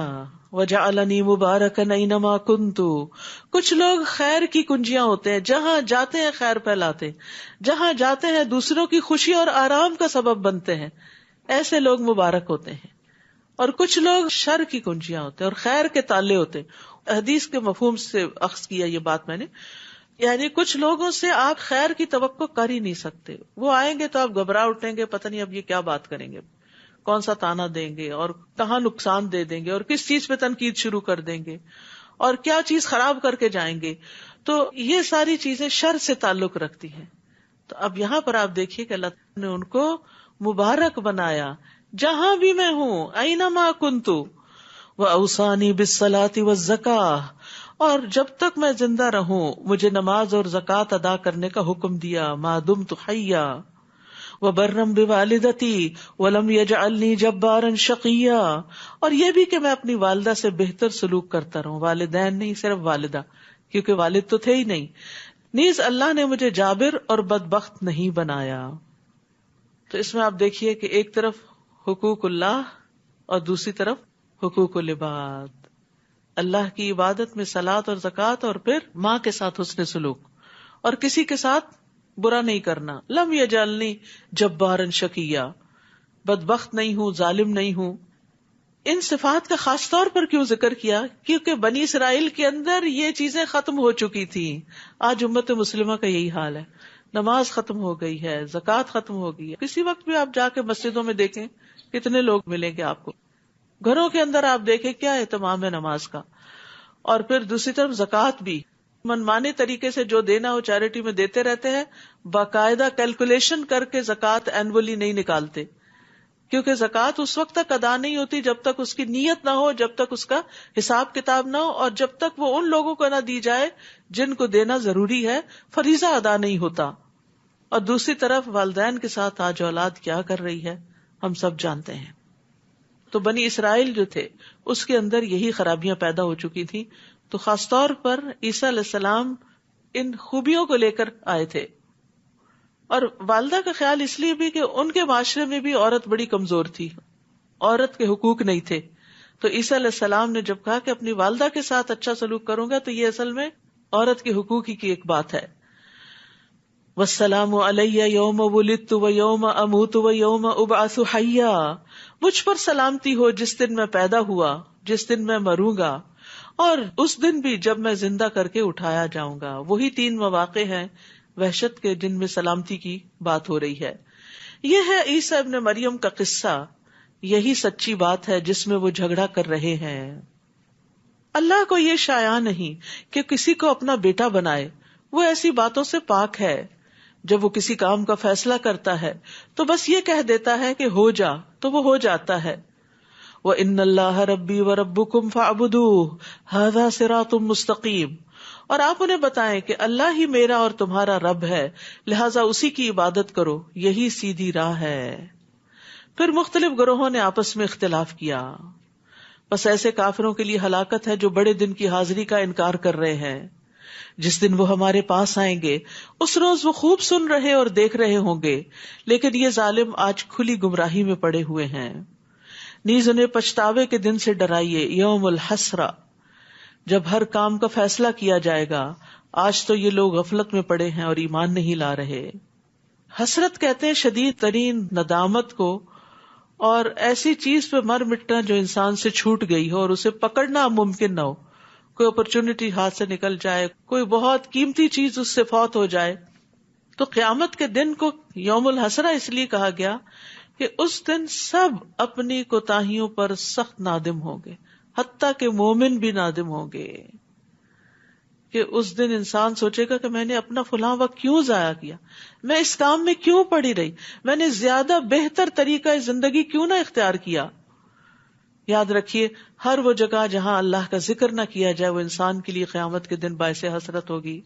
رسول اللہ صلی اللہ علیہ وسلم نے فرمایا, جو لوگ کسی جگہ پر مجلس کریں لیکن اس میں اللہ کا ذکر نہ کریں, وہ ان کے لیے قیامت کے دن باعث حسرت ہوگی. اور جو آدمی کسی رستے پر چلتے ہوئے اللہ کا ذکر نہ کرے, گاڑی چلاتے ہوئے اگر ذکر نہیں کرے, وہ چلنا بھی قیامت کے دن اس کے لیے باعث حسرت ہوگا. اور جو آدمی اپنے بستر پر آئے یعنی سونے کے لیے لیکن وہ وہاں اللہ کا ذکر نہ کرے, تو وہ سونا بھی اس کے لیے باعث حسرت ہوگا. لیکن اس کے برعکس جو ذکر کر کے سوتا ہے اور وضو کی حالت میں سوتا ہے, اس کی ساری رات عبادت میں لکھی جاتی ہے. بلا شبہ ہم ہی زمین اور اس پر موجودہ سب چیزوں کے وارث ہوں گے, اور انہیں ہمارے ہی ہاں لوٹ کر آنا ہے. اور اس کتاب میں سیدنا ابراہیم کا قصہ بیان کیجئے. بلا شبہ وہ راست باز انسان اور ایک نبی تھے, بڑے سچے انسان تھے. صدیق اس کو کہتے ہیں جو سچ بولنے والا ہو اور سچ پہ قائم رہنے والا ہو. اور اس لیے بھی صدیق کہا جاتا ہے کہ وہ اللہ کی وحدانیت کی, رسولوں کی, قیامت کی, اللہ تعالیٰ کے احکامات کی تصدیق کرتا ہے. جب انہوں نے اپنے باپ سے کہا, ابا جان آپ ایسی چیزوں کی عبادت کیوں کرتے ہیں جو نہ سنتی ہیں نہ دیکھتی ہیں, نہ تمہارے کسی کام آ سکتی ہیں. ابا جان میرے پاس ایسا علم ہے جو آپ کے پاس نہیں آیا, لہٰذا میرے پیچھے چلیے, میں آپ کو سیدھی راہ بتاؤں گا. بعض اوقات ایسا ہوتا ہے کہ اولاد والدین سے زیادہ سمجھدار ہوتی ہے. ابا جان شیطان کی عبادت نہ کیجیے, وہ تو اللہ کا نافرمان ہے. کتنی زبردست لاجک دی انہوں نے. ابا جان مجھے خطرہ ہے کہ اللہ تعالیٰ سے آپ کو سزا ملے گی اور آپ شیطان کے ساتھی بن جائیں گے. یہاں پر آپ دیکھیں, یا ابتی یا ابتی یا ابتی, 3 کنزیکٹیو آیات یا ابتی سے شروع ہو رہی ہیں. پیار سے بات کر رہے ہیں. والدین کو بھی اگر کچھ سمجھانا ہو تو پیار اور محبت سے سمجھائیں, چاہے وہ کافر ہی کیوں نہ ہو, چاہے وہ کتنا بھی بڑے مجرم کیوں نہ ہو, لیکن ان کے ساتھ بات کرتے ہوئے ادب لازم ہے. باپ نے جواب دیا, ابراہیم کیا تو میرے معبودوں سے برگشتہ ہو گیا؟ اگر تو اس کام سے باز نہ آیا تو میں تجھے سنسار کر دوں گا, اور بہتر یہ ہے کہ تو ایک طویل مدت تک کے لیے میری آنکھوں سے دور چلا جا, نکل جاؤ یہاں سے. گھر سے کک آؤٹ کر دیا. ابراہیم نے جواب دیا, ابا جان آپ پر سلام ہو, میں اپنے رب سے آپ کے لیے بخشش کی دعا کروں گا. بلا شبہ میرا رب مجھ پر مہربان ہے. میں آپ لوگوں کو بھی چھوڑے جا رہا ہوں اور ان کو بھی جنہیں تم لوگ اللہ کے سوا پکارتے ہو. میں تو اپنے رب ہی کو پکاروں گا، مجھے امید ہے کہ میں اپنے رب کو پکار کر کبھی محروم نہ رہوں گا. وہی امید والی بات جو زکریا علیہ السلام کے اندر تھی. اللہ اکون بدعاء ربی شقیہ، رب سننے والا ہے، کوئی نا امیدی نہیں، مایوسی نہیں. پھر جب ابراہیم علیہ السلام ان لوگوں کو چھوڑ کر ہجرت کر گئے اور ان چیزوں کو بھی جنہیں وہ لوگ اللہ کے سوا پوچھتے تھے انہیں بھی چھوڑ دیا، تو ہم نے انہیں اسحاق عطا کیا اور اس کے بعد یعقوب بھی.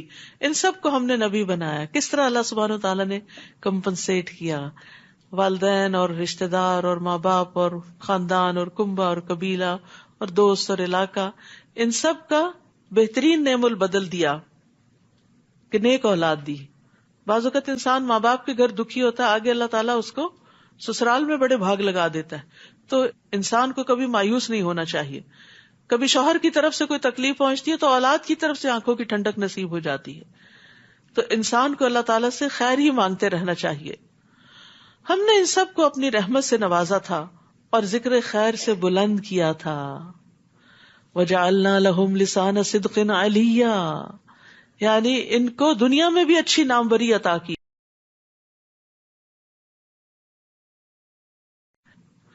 نیز اس کتاب میں موسیٰ کا قصہ بھی بیان کیجیے. بلا شبہ وہ ایک برگزیدہ انسان اور رسول اور نبی تھے.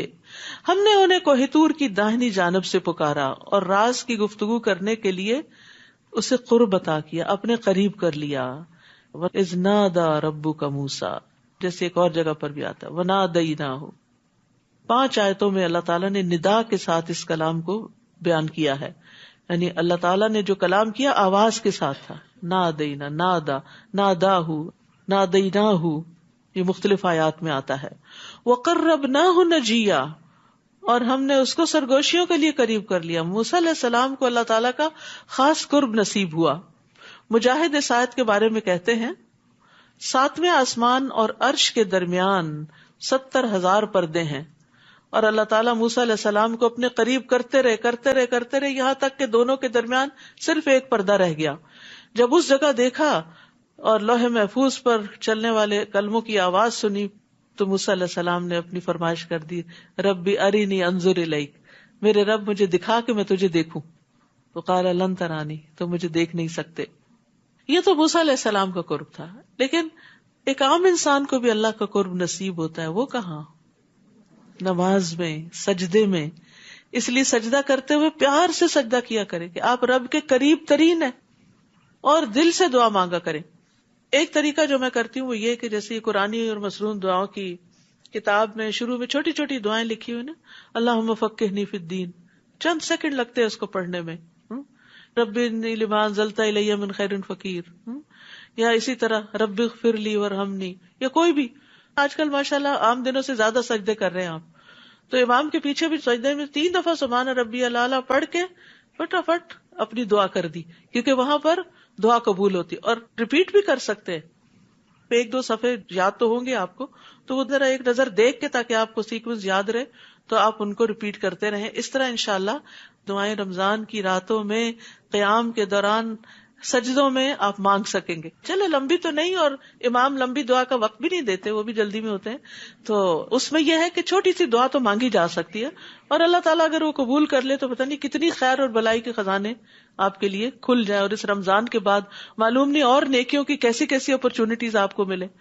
تو رب کو پکارنا چاہیے اور رب کے قریب جا کے رب سے دعا کرنی چاہیے، یعنی سجدے میں. وَوَهَبْنَا لَهُ مِن رَحْمَتِنَا أَخَاهُ هَارُونَ نَبِيًّا، اور اپنی مہربانی سے ان کے بھائی ہارون کو نبی بنا کر اسے مدد کے طور پر دے دیا. دلچسپ بات یہ کہ موسیٰ علیہ السلام کی اولاد کا ذکر نہیں ملتا، لیکن ان کے بھائی کا ذکر ملتا ہے. تو یہ اللہ کا فیصلہ نا، کسی کو بھائی کی شکل میں سپورٹ ملتی ہے اور کسی کو اولاد کی شکل میں ملتی ہے. تو اس لیے انسان کو کمپیریزن نہیں کرنا چاہیے، ہائے فلاں کے تو بچے بڑے نیک ہیں. معلوم نہیں آپ کو اللہ تعالیٰ کس نیک انسان کے ساتھ ملا دے کہ وہ آپ کے دین میں آپ کو آگے لے جائے. تو اللہ کے فیصلوں پر راضی رہنا سیکھیں، خوش رہنا سیکھیں. وَاذْكُرْ فِي الْكِتَابِ اسماعیل، نیز اس کتاب میں اسماعیل کا قصہ بیان کیجیے. ابراہیم علیہ السلام کو اللہ تعالیٰ نے اسحاق اور یعقوب علیہ السلام دیے، لیکن اسماعیل علیہ السلام بھی دیے تھے جو حضرت ہاجر سے تھے. ایک بیٹے سے فوراً نبوت چل پڑی، لیکن دوسرے بیٹے سے فوراً نہیں چلی، مگر کئی سو سال کے بعد محمد صلی اللہ علیہ وسلم کی شکل میں عظیم ترین بیٹا عطا کیا. نبی صلی اللہ علیہ وسلم فرماتے تھے نا، میں اپنے باپ ابراہیم کی دعا ہوں، انہوں نے آپ کے لیے دعا کی تھی. تو بعض اوقات ایسا ہوتا ہے کہ ہماری زندگی میں ہماری نسلوں کو بھاگ لگ جاتے ہیں، اور بعض اوقات یہ بھی ہوتا ہے کہ انسان دعائیں مانگتا رہتا ہے، اللہ دعائیں رائے گاہ نہیں کرتا، اور صدیوں بعد کوئی ایسا بچہ اس نسل میں پیدا ہو جاتا ہے جو کسی کی دعا کا نتیجہ ہوتا ہے، وہ بھی صدقہ جاریہ بن جائے گا. تو اس لیے اولاد اور اولادوں کی اولاد کے لیے، جنریشنز کے لیے دعائیں کرتے رہا کریں. اور اگر اپنے بچے اتنے فرما بردار نہیں تو غم نہ کھایا کریں، کوئی پتہ نہیں آئندہ اللہ تعالیٰ آپ کی دعاؤں کو کیا قبولیت کا مقام عطا کرے. نیز اس کتاب میں اسماعیل کا قصہ بیان کیجئے، وہ وعدے کے سچے. دیکھیے کتنی دفعہ قرآن میں وعدے کا ذکر آیا نا. ہم سب کو اس بات کا لحاظ رکھنا چاہیے، کسی سے کچھ کہیں تو پھر کر کے دکھائیں. اللہ سے وعدہ کرے، کوئی نظر مانے، منت مانے، یا بندوں کے ساتھ کوئی وعدہ کرے تو اس کو پھر حتی الامکان نبھائیں. تو اللہ تعالیٰ نے ان کے وعدے کی پابندی کی وجہ سے ان کی یہ صفت یہاں بیان کی. اور وہ رسول نبی تھے، اور یہ انبیاء کے اخلاق میں سے ہے. نبی صلی اللہ علیہ وسلم کی خوبی بھی کیا تھی؟ کان صادق الوعد. اور خوبی کیا تھی اسماعیل علیہ السلام کی؟ وہ اپنے گھر والوں کو نماز اور زکوٰۃ کا حکم دیتے تھے. عیسیٰ علیہ السلام نے کہا کہ میں نماز اور زکوٰۃ ادا کرتا ہوں اور والدہ کا فرما بردار ہوں. اور یہاں اسماعیل علیہ السلام نہ صرف یہ کہ خود پڑھتے ہیں بلکہ اپنے بچوں کو بھی اس راہ پہ لگاتے ہیں، اور اپنے رب کے نزدیک ایک پسندیدہ انسان تھے. تو یاد رکھیے رسول اللہ صلی اللہ علیہ وسلم نے فرمایا اپنے بچوں کو نماز پڑھنے کا حکم دو جب وہ 7 سال کے ہو جائیں، اور جب وہ 10 برس کے ہوں تو انہیں ترک نماز پر مارو اور ان کے بستر آپس میں جدا کر دو. یعنی 10 سال میں پھر نو ایکسکیوز. نیز اس کتاب میں ادریس کا بھی ذکر کیجئے، وہ ایک راست باز انسان اور نبی تھے. یہاں سچائی کا ذکر کیا گیا، اور یہ سچائی بات کی بھی ہوتی ہے اور وعدے کی بھی ہوتی ہے. وَرَفَعْنَاهُ مَكَانًا عَلِيًّا، اور ہم نے انہیں بلند مقام پر اٹھا لیا تھا. یہ وہ انبیاء ہیں جن پر اللہ نے انعام کیا تھا. وہ آدم کی اولاد سے اور ان لوگوں سے تھے جنہیں ہم نے نوح کے ساتھ کشتی میں سوار کیا تھا، اور ابراہیم اور اسرائیل کی اولاد سے نہیں، یعقوب علیہ السلام کی اولاد سے تھے، اور ان لوگوں سے تھے جنہیں ہم نے ہدایت عطا کی تھی اور برگزیدہ کیا تھا. جب انہیں اللہ تعالیٰ کی آیات سنائی جاتی تو وہ روتے ہوئے سجدے میں گر جاتے. یعنی آیات سن کر ان کے دل پر ایسی کیفیت طاری ہو جاتی تھی. لیکن یہ کیفیت اسی پہ ہو سکتی ہے جس کو قرآن سمجھ آتا ہو. پھر ان کے بعد ان کی نالائق اولاد ان کی جانشین بنی جنہوں نے نماز کو ضائع کر دیا. تو نالائق اولاد کون سی ہوتی ہے؟ جو نماز چھوڑ دے اور اپنی خواہشات کے پیچھے لگ گئے. دنیا دنیا دنیا. وہ عنقریب گمراہی کے انجام سے دوچار ہوں گے. فسوف یلقون غیا. ابن مسعود کہتے ہیں کہ غی جہنم کی ایک وادی ہے جس کی گہرائی بہت لمبی اور اس کی خوراک بہت بری ہے. جو نماز نہیں پڑھیں گے ان کو وہاں ٹھکانہ ملے گا. تو انسان کو اپنی نماز کی وقتاً فوقتاً دیکھ بھال کرتے رہنا چاہیے، کیونکہ نماز کو ضائع کرنا دین کو ضائع کرنا ہے. اور اس میں نماز کو یا تو پڑھنا ہی نہ، یہ بھی ضائع کرنا ہے، یا پڑھنا تو لیٹ کر کے پڑھنا، یہ بھی ضائع کرنا ہے. لوگوں نے ابن مسعود سے پوچھا کہ نماز کو ضائع کرنے کا مطلب کیا ہے؟ تو انہوں نے کہا اس سے مراد ہے نماز کو اتنی دیر سے پڑھنا کہ اصل وقت ہی نکل جائے. لوگوں نے کہا ہم یہ سمجھتے تھے کہ نماز کو چھوڑنا اسے ترک کرنا ہے. انہوں نے کہا اگر وہ نماز چھوڑ دیتے تو کافر ہو جاتے. یہ ابن مسعود کا کہنا ہے. صحابہ نمازوں کو ضائع ہوتے دیکھ کر رویا کرتے تھے. امام زہری کہتے ہیں کہ میں دمشق میں انس بن مالک کی خدمت میں گیا. آپ اس وقت رو رہے تھے. میں نے عرض کیا آپ کیوں رو رہے ہیں؟ انہوں نے فرمایا اب میں اس نماز کے علاوہ نبی صلی اللہ علیہ وسلم کے دور کی کوئی چیز نہیں پاتا، اور اب اس نماز کو بھی ضائع کر دیا گیا، یعنی اس کو تاخیر سے پڑھتے ہیں. وہ لیٹ پڑھنے پر رو رہے تھے، لیکن جو پڑھے ہی نہ ان کی موت کا منظر کیا ہے؟ وَالْتَفَّتِ السَّاقُ بِالسَّاقِ إِلَىٰ رَبِّكَ يَوْمَئِذٍ الْمَسَاقُ فَلَا صَدَّقَ وَلَا صَلَّىٰ وَلَٰكِنْ كَذَّبَ وَتَوَلَّىٰ. اور پنڈلی کے ساتھ پنڈلی لپٹ جائے گی، یعنی موت کا وقت جب آئے گا اس دن تیرے رب کی طرف روانگی ہے. نہ اس نے تصدیق کی نہ نماز ادا کی، لیکن جھٹلایا اور منہ پھیرا. اور یاد رکھیے وہ حدیث نبی صلی اللہ علیہ وسلم کا خواب جس میں ایک شخص کا سر پتھر سے کچلا جا رہا تھا جو قرآن کا حافظ تھا لیکن قرآن سے غافل ہو گیا اور فرض نماز پڑھے بغیر سو جاتا تھا، یعنی نمازوں کی کوئی پرواہ نہیں. الا من تاب وآمن وعمل صالحا فاولئک يدخلون الجنۃ ولا یظلمون شیئا، البتہ ان میں سے جس نے توبہ کر لی، ایمان لے آیا اور اچھے عمل کیے تو ایسے لوگ جنت میں داخل ہوں گے اور ان کی ذرہ برابر حق تلفی نہ ہوگی، ساری محنتوں کا پورا پورا بدلہ دیا جائے گا۔ وہ جنت ایسے ہمیشہ رہنے والے باغات ہیں جن کا اللہ نے اپنے بندوں سے وعدہ کر رکھا ہے اور انہیں کسی نے دیکھا نہیں، بلا شبہ اس کا وعدہ پیش آ کر رہے گا۔ اللہم انا نسألک الجنہ۔ اس جنت میں وہ امن اور سلامتی کی باتوں کے علاوہ کوئی بےہودہ بات نہ سنیں گے۔ یہ بڑی خوبصورتی ہے جنت کی کہ فضول لغو بیکار گفتگو وہاں نہیں ہوگی، وہاں انہیں صبح و شام ان کا رزق ملتا رہے گا۔ یہ ہے وہ جنت جس کا وارث ہم اپنے بندوں میں سے اس کو بنائیں گے من کان تقیا، جو متقی ہوگا، پرہیزگار ہوگا، گناہوں سے بچنے والا ہوگا۔ اور اے نبی صلی اللہ علیہ وسلم، ہم فرشتے آپ کے رب کے حکم کے بغیر نازل نہیں ہوا کرتے، جو کچھ ہمارے سامنے ہے اور جو ہمارے پیچھے ہے اور جو ان کے درمیان ہے سب اسی کا ہے، اور آپ کا رب بھولنے والا نہیں۔ وہ آسمانوں اور زمین اور جو کچھ ان کے درمیان ہے سب چیزوں کا مالک ہے، لہٰذا اسی کی بندگی کیجیے اور اسی کی بندگی پر ڈٹ جائیے۔ کیا آپ کوئی اور بھی اس کا ہم نام جانتے ہیں؟ هل تعلم له سمیہ، یاد رکھیے اللہ نام صرف اللہ ہی کا ہے، کسی اور کا نہیں ہے۔ تو یہاں دو باتوں کا حکم ہے، فَاعْبُدْهُ وَاسْتَبِرْ لِعِبَادَتِهِ، تو عبادت صبر اور مجاہدے کی محتاج ہے، یعنی عبادت کے لیے صبر بھی چاہیے ہوتا ہے اور محنت بھی چاہیے ہوتی، اور انسان کو اپنے نفس کو پھر اس پر لانا پڑتا ہے، محنت کرنی پڑتی ہے۔ وَيَقُولُ الْإِنسَانُ أَإِذَا مَا مِتُّ لَسَوْفَ أُخْرَجُ حَيًّا، انسان یہ کہتا ہے کہ جب میں مر جاؤں گا تو کیا پھر سے زندہ کر کے قبر سے نکال لایا جاؤں گا؟ کیا انسان کو یہ یاد نہیں رہا کہ اس سے پہلے ہم نے اسے پیدا کیا جبکہ وہ کچھ بھی نہ تھا؟ آپ کے رب کی قسم، ہم انہیں اور ان کے ساتھ شیطانوں کو ضرور جمع کر کے لائیں گے، پھر ان سب کو گھٹنوں کے بل جہنم کے ارد گرد حاضر کر دیں گے، پھر ہر گروہ میں سے ایسے لوگوں کو کھینچ نکالیں گے جو اللہ تعالیٰ کے مقابلے پر سخت سرکش بنے ہوئے تھے، یعنی شر میں جو لوگوں کے لیڈر اور سردار ہوں گے۔ پھر ہم ان لوگوں کو بھی خوب جانتے ہیں جو جہنم میں پہلے داخل ہونے کے زیادہ مستحق ہیں۔ وَإِن مِّنكُمْ إِلَّا وَارِدُهَا كَانَ عَلَىٰ رَبِّكَ حَتْمًا مَّقْضِيًّا، تم میں سے کوئی بھی ایسا نہیں جس کا جہنم پر سے گزر نہ ہو، کیونکہ جنت کا راستہ جاتا ہی جہنم کے اوپر سے ہے، اس پل سے گزرتا ہے۔ یہ ایک قطعی طے شدہ بات ہے جسے پورا کرنا آپ کے رب کے ذمہ ہے۔ عبداللہ بن مسعود اس آیت کی تفسیر میں فرماتے ہیں کہ رسول اللہ صلی اللہ علیہ وسلم نے فرمایا، تمام انسان جہنم کے اوپر سے گزریں گے، پھر بعد میں اپنے اعمال کے مطابق وہاں سے نکلیں گے، یعنی وہاں کچھ لوگ دوڑتے ہوئے گزریں گے، کچھ چلتے ہوئے، کچھ گھسٹتے ہوئے، کچھ گھٹنوں کے بل رینگتے ہوئے، اور کوئی نیچے گر جائے گا اور پھر وہاں سے نکالا جائے گا۔ عبداللہ بن رواحہ اپنا سر اپنی بیوی کی گود میں رکھے ہوئے رونے لگے، تو ان کی بیوی بھی رونے لگی۔ پوچھا تم کیوں رو رہی ہو؟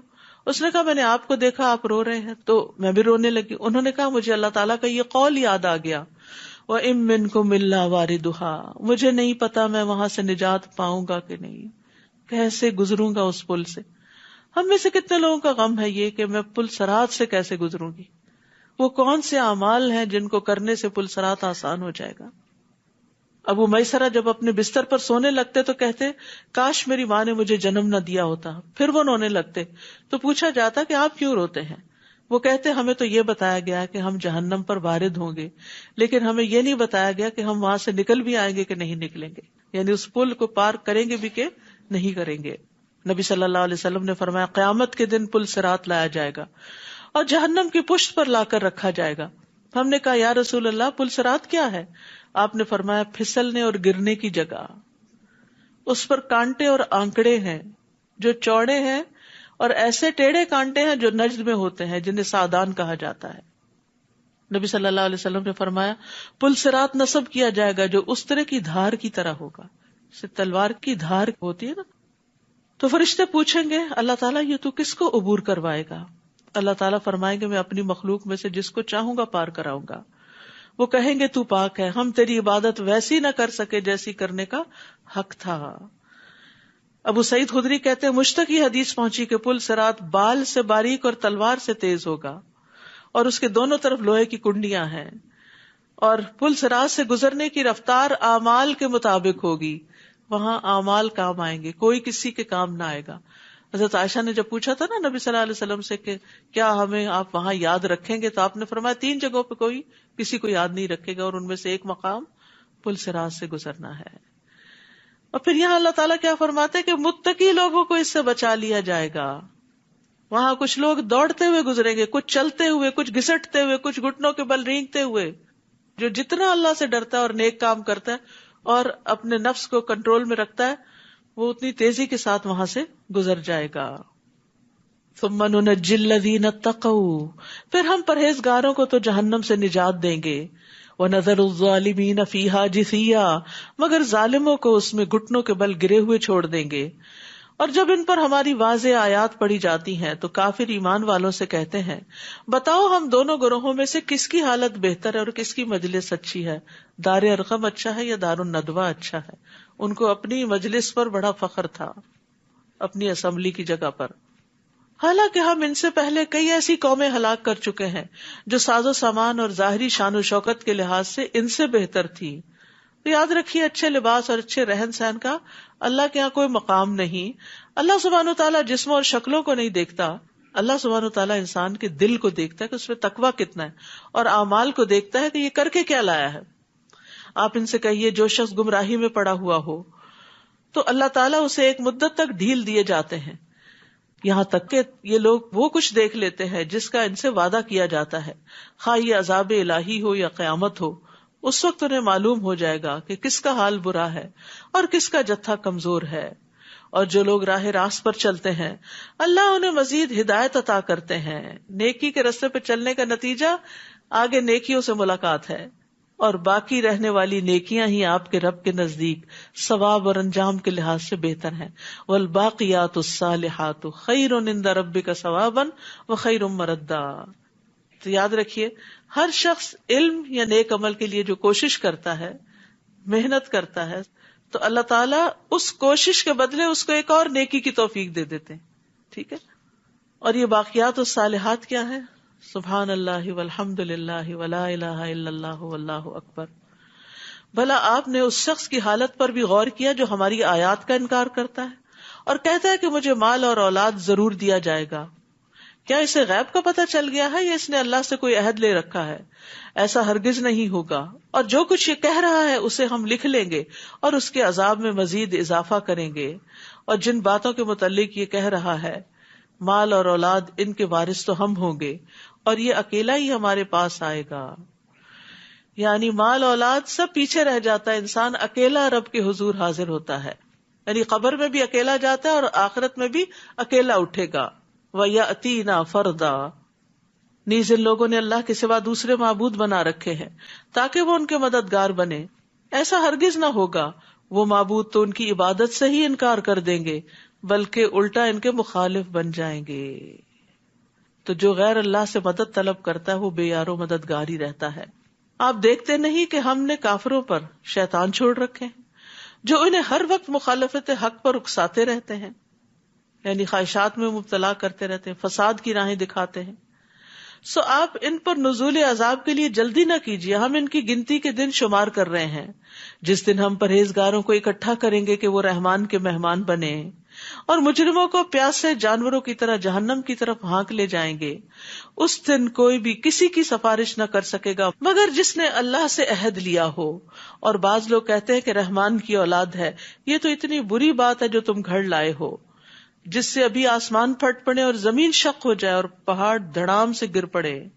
یعنی شرک جو ہے اس سے ساری مخلوقات ڈرتی ہے اور کانپتی ہے، اس بات پر کہ انہوں نے رحمان کے لیے اولاد کا دعویٰ کیا، حالانکہ رحمان کے شایان شان نہیں کہ وہ کسی کو اولاد بنائے. آسمان اور زمین میں جو کچھ بھی ہے وہ سب رحمان کے حضور غلام بن کر آئیں گے. رحمان نے ان سب چیزوں کا ریکارڈ رکھا ہے اور ان کی پوری گنتی کر رکھی ہے. یہ سب قیامت کے دن اس کے حضور تنے تنہا حاضر ہوں گے. ان الذین آمنوا وعملوا الصالحات سیجعل لهم الرحمن ودا. یقیناً جو لوگ ایمان لائے اور اچھے کام کر رہے ہیں ان قریب اللہ تعالیٰ ان کے لیے لوگوں کے دلوں میں محبت پیدا کر دیں گے. تو مومنوں کی آپس کی محبت اللہ کا انعام ہے، یعنی اللہ بھی ان سے محبت کرتا ہے اور مومن بندے بھی ان سے محبت کرتے ہیں. یعنی نیک لوگ جو ہوتے ہیں وہ آپس میں ایک دوسرے سے محبت کرتے ہیں، فرشتے بھی ان سے محبت کرتے ہیں. حرم بن حیان کہتے ہیں جو بندہ اپنے دل کے ساتھ اللہ کی طرف متوجہ ہو جائے تو اللہ مومنوں کے دلوں کو اس کی طرف متوجہ کر دیتا ہے، یہاں تک کہ اللہ اسے مومنین کی محبت عطا کر دیتا ہے. اور وہ مشہور حدیث آپ کو پتہ ہی ہوگی کہ جب اللہ تعالیٰ کسی بندے سے محبت کرتے ہیں تو جبریل علیہ السلام کو بلاتے ہیں اور کہتے ہیں بے شک میں اپنے اس بندے سے محبت کرتا ہوں، تم بھی اس سے محبت کرو. تو جبریل حاملین عرش میں اس کا چرچا کرتے ہیں، تو آسمان والے حاملین عرش کی ملی جلی آوازوں کا شور سنتے ہیں تو ساتویں آسمان والے اس سے محبت کرتے ہیں، پھر ہر ایک آسمان والے اس سے محبت کرتے ہیں، یہاں تک کہ وہ محبت آسمان دنیا تک آ جاتی ہے. پھر اس کا ذکر زمین پر اتر آتا ہے، پھر زمین والے بھی اس سے محبت کرتے ہیں. تو یہ اللہ کی محبت کی نشانی ہوتی ہے کہ کسی بندے کو لوگوں کی محبت نصیب ہو اور پھر اللہ تعالیٰ اس سے راضی ہو جائے. پس اے نبی ہم نے اس قرآن کو آپ کی زبان میں آسان بنا دیا تاکہ آپ اس سے پرہیزگاروں کو خوشخبری دیں اور جھگڑالو قوم کو، بحث کرنے والوں کو ڈرائیں. ہم ان سے پہلے کئی قومیں ہلاک کر چکے ہیں، کیا آپ ان میں سے کسی کا نشان پاتے ہیں یا ان میں سے کسی کی بھنک بھی آپ کو سنائی دیتی ہے؟ سب بوجھ کے رہ گئے ہیں. سورۃ طٰہٰ ما انزلنا علیک القرآن لتشقی. ہم نے یہ قرآن آپ پر اس لیے نازل نہیں کیا کہ آپ مشقت میں پڑ جائیں. الا تذکرۃ لمن یخشی، یہ تو ہر اس شخص کے لیے نصیحت ہے جو اللہ سے ڈرتا ہے، جس سے اس کا دل نرم ہو جاتا ہے. نصیحت وہ ہوتی ہے جسے سن کر دل نرم ہو جائے اور انسان اللہ کے حکم پر عمل کرنے لگے، اور ڈرنے والے ہی نصیحت قبول کرتے ہیں. یہ اس رب کی طرف سے نازل ہوا ہے جس نے زمین اور بلند آسمانوں کو پیدا کیا. رحمان اپنے عرش پر قرار پکڑا ہے. جو کچھ آسمانوں میں ہے اور جو کچھ زمین میں ہے اور جو کچھ ان دونوں کے درمیان ہے اور جو کچھ زمین کی انتہائی گہرائی میں ہے، ان سب چیزوں کا وہی مالک ہے. اگر آپ بلند آواز سے بات کریں تو وہ تو چپکے سے کہی ہوئی بات بلکہ اس سے بھی خفی تر بات کو جانتا ہے. اللہ کے سوا کوئی الہ نہیں، اس کے سارے ہی نام اچھے ہیں. لہ الاسماء الحسنی. اور کیا آپ کو موسیٰ کی خبر بھی پہنچی ہے جب اس نے آگ دیکھی تو اپنے گھر والوں سے کہا ٹھہرو. یہ واقعہ مصر سے واپسی پر پیش آیا تھا. کہا ٹھہرو، مجھے آگ نظر آئی ہے، شاید میں وہاں سے آپ کے لیے کوئی انگارہ لا سکوں یا مجھے وہاں سے راہ کا ہی پتہ چل جائے. جب وہ وہاں پہنچے تو اسے آواز آئی، اے موسیٰ میں تمہارا رب ہوں، اس وقت تم طوا کے مقدس میدان میں ہو، لہٰذا جوتے اتار لو، اور میں نے تمہیں نبوت کے لیے چن لیا ہے، لہٰذا جو وحی کی جاتی ہے اسے غور سے سنو. بے شک میں ہی ہوں اللہ، میرے سوا کوئی الہ نہیں، لہٰذا میری ہی عبادت کرو اور میری یاد کے لیے نماز قائم کرو. یہ تھا پہلا پیغام جو موسیٰ علیہ السلام کو نبوت کے بعد دیا گیا، اللہ ہی کی عبادت. اور ہر پیغمبر نے پھر اپنی قوم کو یہی میسج دیا. اور نماز کی اہمیت بھی یہاں سے پتہ چلتی ہے کہ عبادت میں سب سے پہلی عبادت توحید کے بعد نماز کا قائم کرنا ہے. قیامت یقیناً آنے والی ہے، میں اسے ظاہر کرنے ہی والا ہوں تاکہ ہر شخص اپنی کوشش کا بدلہ پائے. یہ ہے مقصد قیامت آنے کا. لہٰذا جو شخص قیامت پر ایمان نہیں لاتا اور اپنی خواہش کے پیچھے لگا ہوا ہے وہ تمہیں قیامت کے ذکر سے روک نہ دے ورنہ تم بھی ہلاک ہو جاؤ گے. آپ دیکھیے کہ لوگوں کو قیامت کا تذکرہ پسند نہیں، موت کا ذکر پسند نہیں ہوتا. وہ کہتے ہیں یہ باتیں روز نہ کیا کرو. نہیں، یہ کرنے کی باتیں ہوتی ہیں، اپنی اولاد سے بھی، گھر والوں سے بھی، خود اپنے آپ کو بھی سنانے کی، کیونکہ یہ تو یقینی حقیقت ہے. اور اے موسیٰ یہ تمہارے داہنے ہاتھ میں کیا ہے؟ وہ لاٹھی تھی، عصا تھا موسیٰ کا، جس کے بارے میں اللہ تعالیٰ نے پوچھا، اور پوچھا اس لیے تاکہ وہ متوجہ ہو، اس کی امپورٹنس جانے. موسیٰ نے جواب دیا، یہ میری لاٹھی ہے، میں اس پر ٹیک لگاتا ہوں اور اپنی بکریوں کے لیے پتے جھاڑتا ہوں. علاوہ ازیں میرے لیے اس میں اور بھی کئی فوائد ہیں. اللہ تعالیٰ نے فرمایا موسیٰ اسے زمین پر ڈال دو. وہ فائدے بتا رہے ہیں، اللہ تعالیٰ کا حکم آ گیا نیچے پھینک دو، اور اس میں حکمت تھی. پھر جب موسیٰ نے اسے زمین پر پھینکا تو یکدم وہ سانپ بن کر دوڑنے لگا. اللہ تعالیٰ نے فرمایا اسے پکڑو اور ڈرو نہیں، ہم جلد ہی اسے اس کی پہلی حالت پر لے آئیں گے، اور ذرا اپنا ہاتھ اپنی بغل میں دباؤ، یہ بغیر کسی تکلیف کے چمکتا ہوا نکلے گا، یہ دوسری نشانی ہے، یہ اس لیے کہ ہم تمہیں اپنی بڑی بڑی نشانیاں دکھلانے والے ہیں۔ ابھی تو آغاز ہے، اب تم فرعون کے پاس جاؤ کہ وہ سرکش ہو گیا ہے۔ موسیٰ علیہ السلام نے عرض کیا رب اشرح لی صدری، اے میرے رب میرا سینہ کھول دے۔ جب سینہ کھل جاتا ہے، شرح صدر ہو جاتا ہے، تو حق قبول کرنا بڑا آسان ہوتا ہے اور انسان کا دل بڑا ہو جاتا ہے۔ یعنی صرف یہ مطلب نہیں ہوتا کہ ٹیکسٹ مجھے سمجھ آ جائے، اس کا مطلب ہوتا ہے کہ میرے یقین میں اضافہ ہو، میرے ایمان میں اضافہ ہو، اور میری بزدلی ختم ہو، میرا اللہ پہ بھروسہ زیادہ ہو، اور جو بھی کوئی کام آپ کرنے جا رہے ہیں اس کو آپ بہترین طریقے سے کر سکیں۔ چاہے آپ کوئی رشتہ ہی لینے جا رہے ہوں تو رب اشرح لی صدری، اللہ میرا سینہ کھول دے، مجھے صحیح بات سجا دے، ویسر لی امری واحلل عقدۃ من لسانی، کمیونیکیشن آسان ہو، یفقہوا قولی، جو میں کہنا چاہ رہا ہوں دوسروں کو سمجھ آ جائے۔ بہت دفعہ مس کمیونیکیشن، لیک آف انڈرسٹینڈنگ فساد کا باعث بن جاتی۔ آپ کچھ کہہ رہے ہیں، دوسرا کچھ اور سمجھ رہے ہیں، آپ بات شروع ہی کر رہے ہیں، دوسرا بھڑک کے اٹھ رہے ہیں۔ تو ہو سکتا ہے کہ آپ کے کہنے کے انداز میں کوئی ایسی چیز ہو کہ جس سے دوسرا اوفینڈ ہو گیا ہو، تو دوسرا اس کو اپنے لیے اوفینس سمجھ رہا ہو۔ تو انسان کو ہر موقع پر یہ دعا بڑا فائدہ دیتی ہے، وَيَسِّرْ لِي أَمْرِي، اور میرے لیے میرا کام آسان بنا دے، وَاحْلُلْ عُقْدَةً مِّن لِّسَانِي، اور میری زبان سے لکنت کی گرہ کھول دے جو موسیٰ علیہ السلام کو لاحق تھی، يَفْقَهُوا قَوْلِي، تاکہ لوگ میری بات سمجھ سکیں، وَاجْعَل لِّي وَزِيرًا مِّنْ أَهْلِي، اور میرے لیے میرے خاندان میں سے ایک مددگار مقرر کر دے، ہارون اخی، ہارون کو جو میرا بھائی ہے، اشدد بہ ازری، اس سے میری کمر کو مضبوط کر، واشرکہ فی امری، اور اسے میرے کام میں شریک کر۔ یہ ہے شرح صدر، کہ دوسروں کو کام میں شریک کر لینا، دوسروں سے کام لے لینا، دوسروں کو اپنا مددگار بنا لینا، کہیں نسبحک کثیرا، تاکہ ہم تیری تسبیح بیان کریں، ونذکرک کثیرا، اور خوب خوب تیرا ذکر کریں، انک کنت بنا بصیرا، بلا شبہ تو ہر آن ہمیں دیکھ رہا ہے۔ قال قد اوتیت سؤلک یا موسیٰ، اللہ تعالیٰ نے فرمایا موسیٰ جو کچھ تم نے مانگا وہ تمہیں دے دیا گیا، ساری دعائیں قبول ہو گئیں، سبحان اللہ۔ اور ہم نے تم پر ایک اور مرتبہ بھی احسان کیا تھا، وہ وقت یاد کرو جبکہ ہم نے تمہاری ماں کی طرف اشارہ کیا، جو وحی کے ذریعے کیا جاتا، یعنی خفیہ اشارہ کیا جو کسی کو نہیں پتا چلا، صرف انہی تک بات پہنچی، کہ تم اس بچے موسیٰ کو صندوق میں رکھو، پھر اس صندوق کو دریا میں ڈال دو، دریا اس صندوق کو ساحل پہ پھینک دے گا جسے میرا اور موسیٰ کا دشمن اٹھا لے گا۔ میں نے تم پر اپنی طرف سے محبت ڈال دی کہ جو کوئی تمہیں دیکھے پیار کرنے لگے، اور یہ اس لیے کیا کہ میری نگرانی میں تمہاری پرورش ہو، تیرے دشمن بھی تجھ سے محبت کریں۔ جب تمہاری بہن لب ساحل تمہارے ساتھ ساتھ چل رہی تھی، موسیٰ پانی میں تھے اور بہن کنارے پر، اور جب فرعون نے صندوق اٹھا لیا تو انہیں کہنے لگی کیا میں تمہیں ایسے شخص کا پتہ دوں جو اس بچے کی ٹھیک طرح پرورش کر سکے؟ پھر ہم نے تمہاری ماں کے پاس تمہیں لوٹا دیا تاکہ وہ اپنی آنکھیں ٹھنڈی کرے اور غم زدہ نہ رہے، اس کا غم دور کر دیا۔ نیز تم نے ایک آدمی کو مار ڈالا تھا تو ہم نے تمہیں اس غم سے نجات دی، یعنی گلٹ سے نکال دیا، پھر تمہیں مختلف آزمائشوں سے گزارا، فَفَتَنَّاكَ فُتُونًا، یعنی اس کے بعد پھر موسیٰ علیہ السلام 8-10 سال مدین میں رہے، بکریاں چراتے رہے۔ تو یہ سارے موسیٰ علیہ السلام کی زندگی کے حالات اللہ تعالیٰ بیان کر رہے ہیں کہ کہاں کہاں سے وہ گزرے۔ ہمارے لیے ایک سبق ہے نا اس میں، کہ کچھ پانے کے لیے انسان کو زندگی کے کن پگڈنڈیوں پہ چلنا پڑتا ہے، راستے میں کیسے کیسے لوگ ملتے ہیں، کیسے کیسے حادثے ہوتے ہیں، اور اللہ تعالیٰ کس طرح بچاتا چلا جاتا ہے انسان کو۔ پھر تم کئی سال مدین والوں کے ہاں رہے، پھر اب تم اے موسیٰ تقدیر کے مطابق ٹھیک وقت پر یہاں آ گئے، یہ وقت مقرر تھا تمہاری نبوت کے لیے، اللہ سے ملاقات کے لیے، اللہ سبحانہ تعالیٰ سے کلام کے لیے۔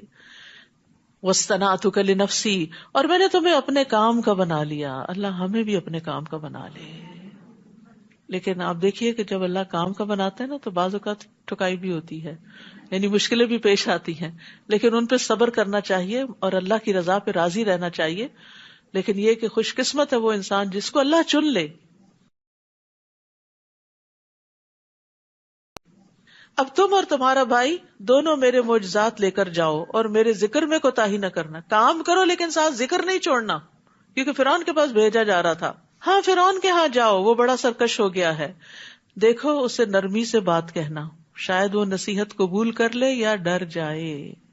فرعون کے ساتھ بھی نرمی سے بات کرنا, تو پھر عام انسان سے کیسے بات کرنی چاہیے ہم سب کو؟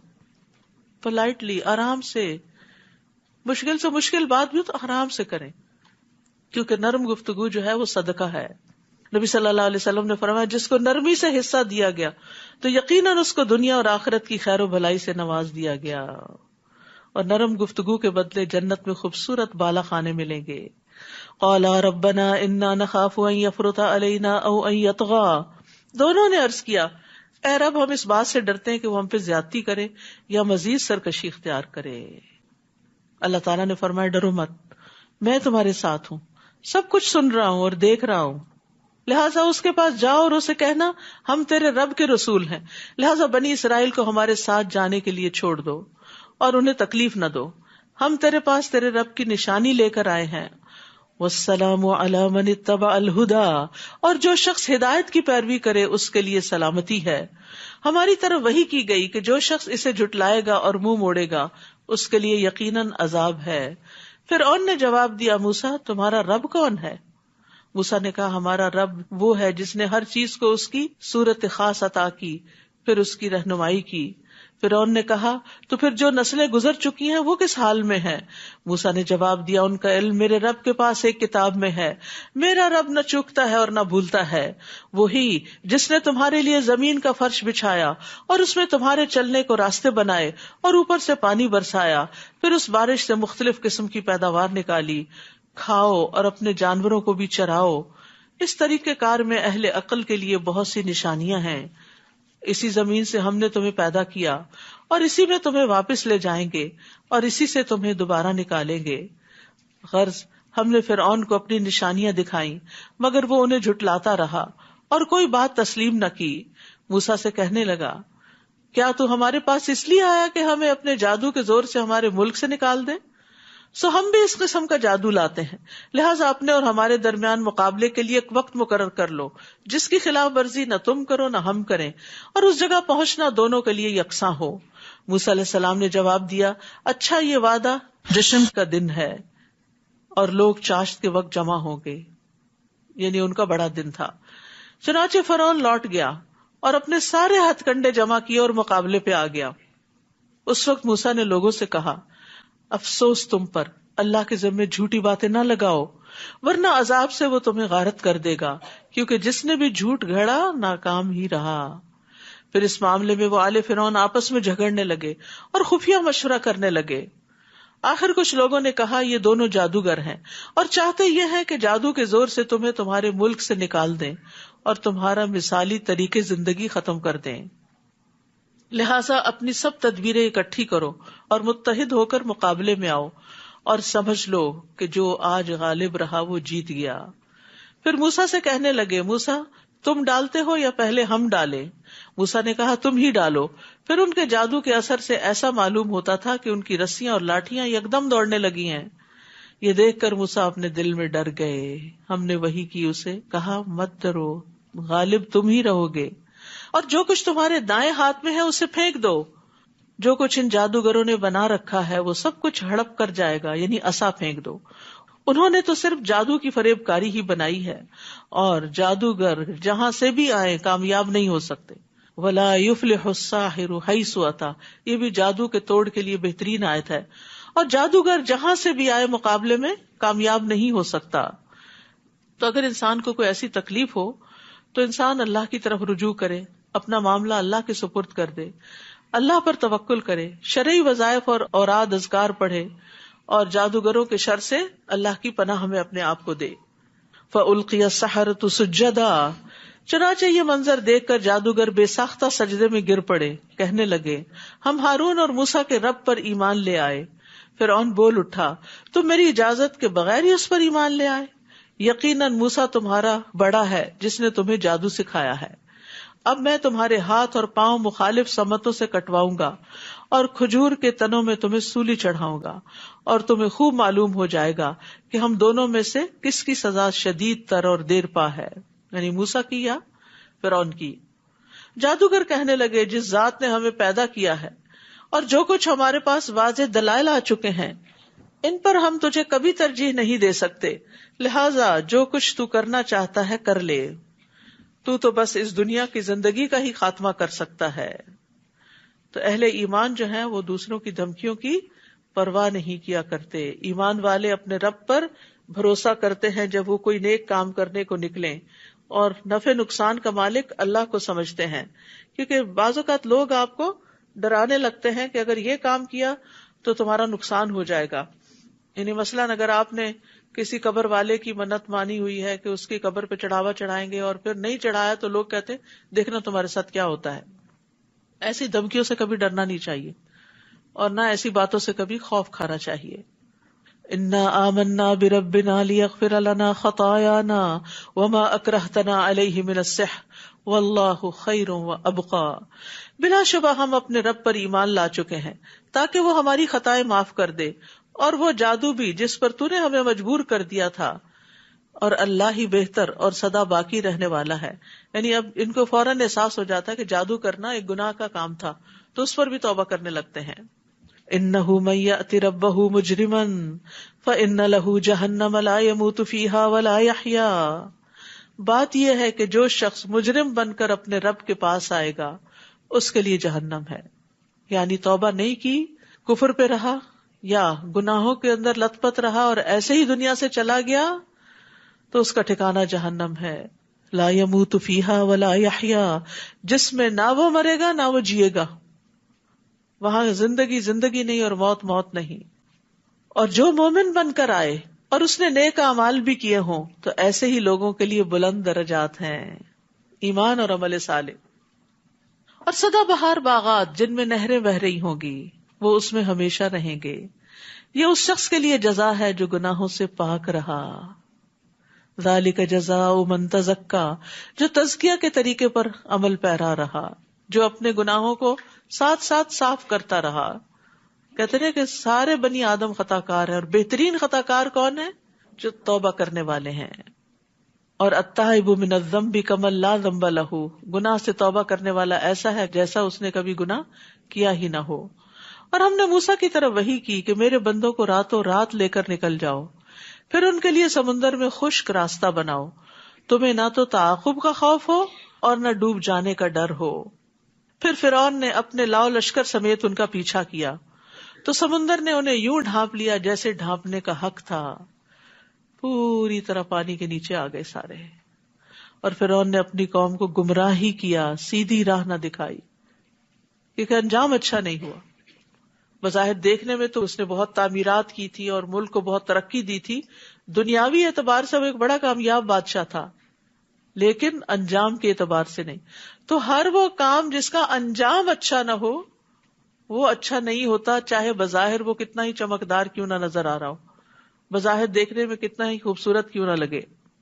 اے بنی اسرائیل، ہم نے تمہیں تمہارے دشمن سے نجات دی اور طور کی دائیں جانب تمہیں کتاب دینے کا وعدہ دیا، اور تم پر من اور سلوہ اتارا، اور کہا کہ ہم نے جو پاکیزہ چیزوں کا تمہیں رزق دیا ہے اسے کھاؤ اور کھا کر سرکشی نہ کرو، ورنہ تم پر میرا غضب نازل ہوگا، اور جس پر میرا غضب اترا وہ گر کر ہی رہا۔ وَإِنِّي لَغَفَّارٌ لِمَن تَابَ وَآمَنَ وَعَمِلَ صَالِحًا ثُمَّ اهْتَدَىٰ، اور جو شخص توبہ کرے، ایمان لائے، اچھے عمل کرے اور سیدھے رستے پر گامزن رہے تو اس سے یقیناً میں بہت درگزر کرنے والا ہوں۔ اور اے موسیٰ، کون سی چیز تمہیں اپنی قوم سے پہلے یہاں لے آئی؟ یعنی تم نے عجلت کیوں کی؟ موسیٰ نے عرض کیا وہ لوگ بھی میرے پیچھے آ رہے ہیں، اور میں نے تیرے حضور آنے میں اس لیے جلدی کی تاکہ تو مجھ سے خوش ہو جائے۔ تو تاجیل جو ہوتی ہے، عجلت جو ہوتی ہے، ویسے پسندیدہ نہیں، لیکن نیک کاموں کی طرف جلدی کرنا، اللہ کی رضامندی کی طرف آگے بڑھ جانا دوسروں سے، یہ قابل تعریف چیز ہے۔ اللہ تعالیٰ نے فرمایا ہم نے تیرے بعد تیری قوم کو آزمائش میں ڈال دیا اور انہیں سامری نے گمراہ کر دیا۔ چنانچہ موسیٰ رنج کے مارے غصے سے بھرے ہوئے اپنی قوم کی طرف واپس آئے اور ان سے کہا اے میری قوم، کیا تم سے تمہارے رب نے اچھا وعدہ نہیں کیا تھا کیا یہ زمانہ تم پر لمبا ہو گیا تھا، یا تم یہ چاہتے تھے کہ تم پر تمہارے رب کا غضب نازل ہو، لہذا تم نے میرے وعدے کی خلاف ورزی کی؟ وہ کہنے لگے ہم نے کچھ اپنے اختیار سے آپ کے وعدے کی خلاف ورزی نہیں کی، بلکہ قبطی قوم کے زیورات ہم پر لاد دیے گئے تھے جنہیں ہم نے آگ میں ڈال دیا تھا۔ پھر اس طرح سامری نے بھی زیور آگ میں ڈال دیا۔ پھر وہ اس ڈھلے ہوئے سونے سے ایک بچڑے کا جسم بنا لایا جس سے بیل کی آواز نکلتی تھی۔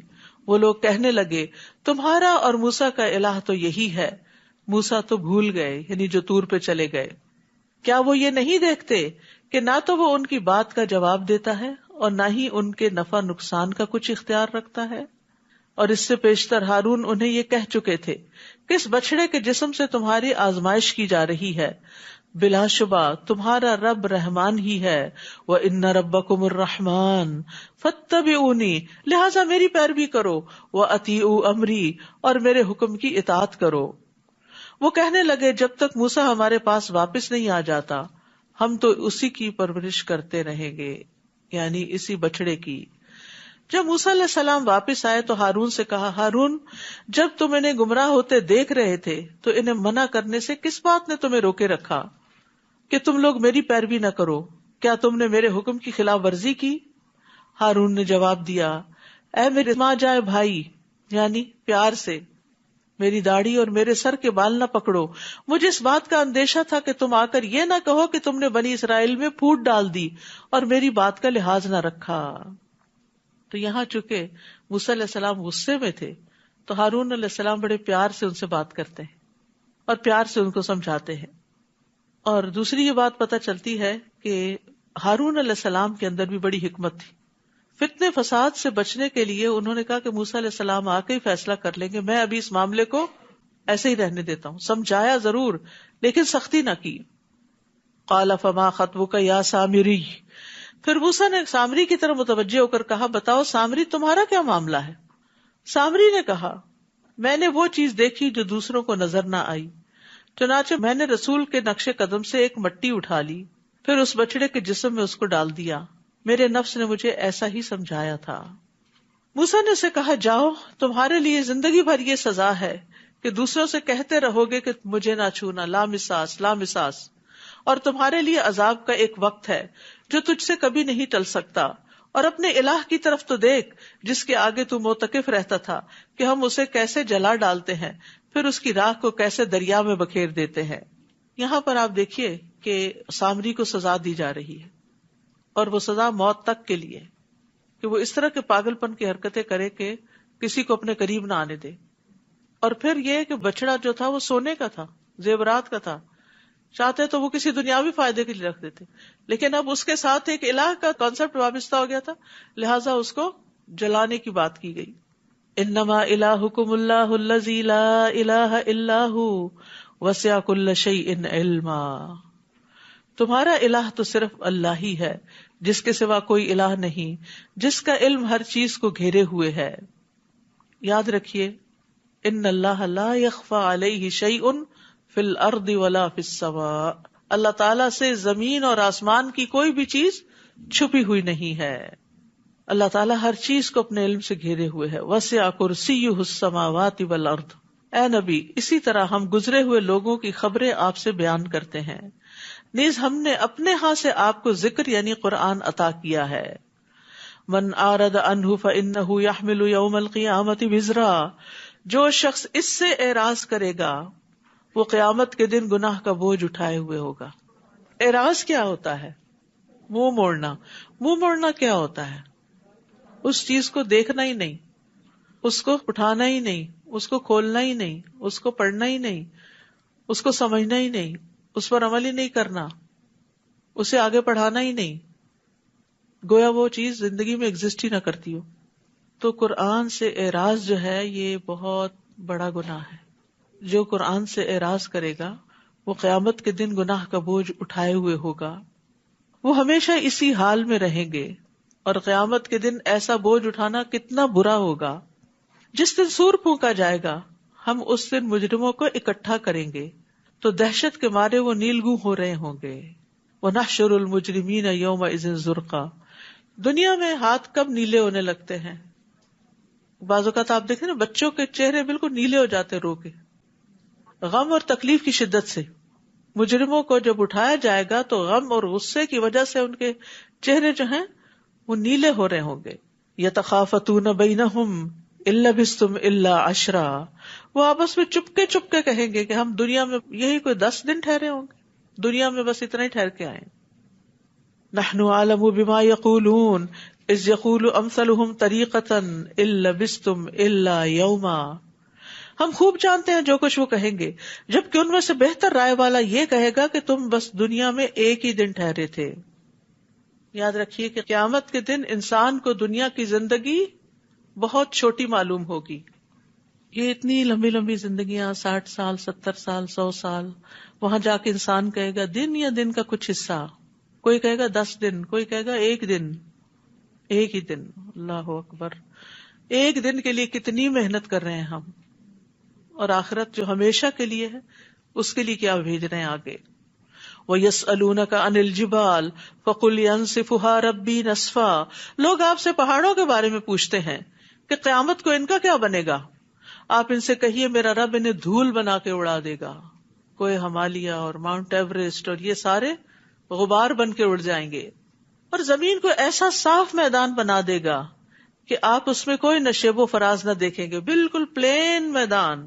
اس دن لوگ پکارنے والے کے پیچھے بولیں گے، کوئی اس سے انحراف نہ کر سکے گا، اور رحمان کے آگے سب آوازیں دب جائیں گی اور ہلکی سی آواز کے سوا کچھ سن نہ سکے گا. اس دن سفارش کچھ فائدہ نہ دے گی مگر جسے رحمان اجازت دے اور اس کی بات سننا پسند کرے. ہر کوئی اٹھ کے سفارش نہیں کرنے لگے گا، اور اگر کوئی دنیا میں کہے کر لو جو کرنا ہے، قیامت کے دن میں تمہاری سفارش کر دوں گا، تو اس بات کو سراسر جھوٹ سمجھیے. کوئی کسی کی سفارش نہیں کر سکتا اللہ کے اذن کے بغیر، اور وہ مخصوص لوگوں کو دیا جائے گا اذن. وہ لوگوں کا اگلا پچھلا حال سب کچھ جانتا ہے، لیکن دوسرے لوگ اسے نہیں جان سکتے. یعنی اللہ جانتا ہے جو ہمارے آگے ہے جو پیچھے ہے، لیکن ہمیں نہیں پتا اس کے بارے میں. وَأَنَتِ الْوُجُوهُ لِلْحَيِّ الْقَيُّومِ وَقَدْ خَابَ مَنْ حَمَلَ ظُلْمًا، سب چہرے اس دن زندہ پائندہ ہستی کے سامنے جھک جائیں گے، اور جس نے ظلم کا بوجھ اٹھایا وہ نامراد ہوا. اور جو شخص نیک اعمال کرے اور وہ مومن ہو تو اسے بے انصافی یا حق تلفی کا ڈر نہ ہوگا، اس میں ظلم نہیں کیا جائے گا. اسی طرح ہم نے قرآن کو عربی زبان میں نازل کیا اور طرح طرح سے وعید بیان کیے تاکہ لوگ پرہیزگاری اختیار کریں یا ان میں غور و فکر کی عادت پیدا ہو.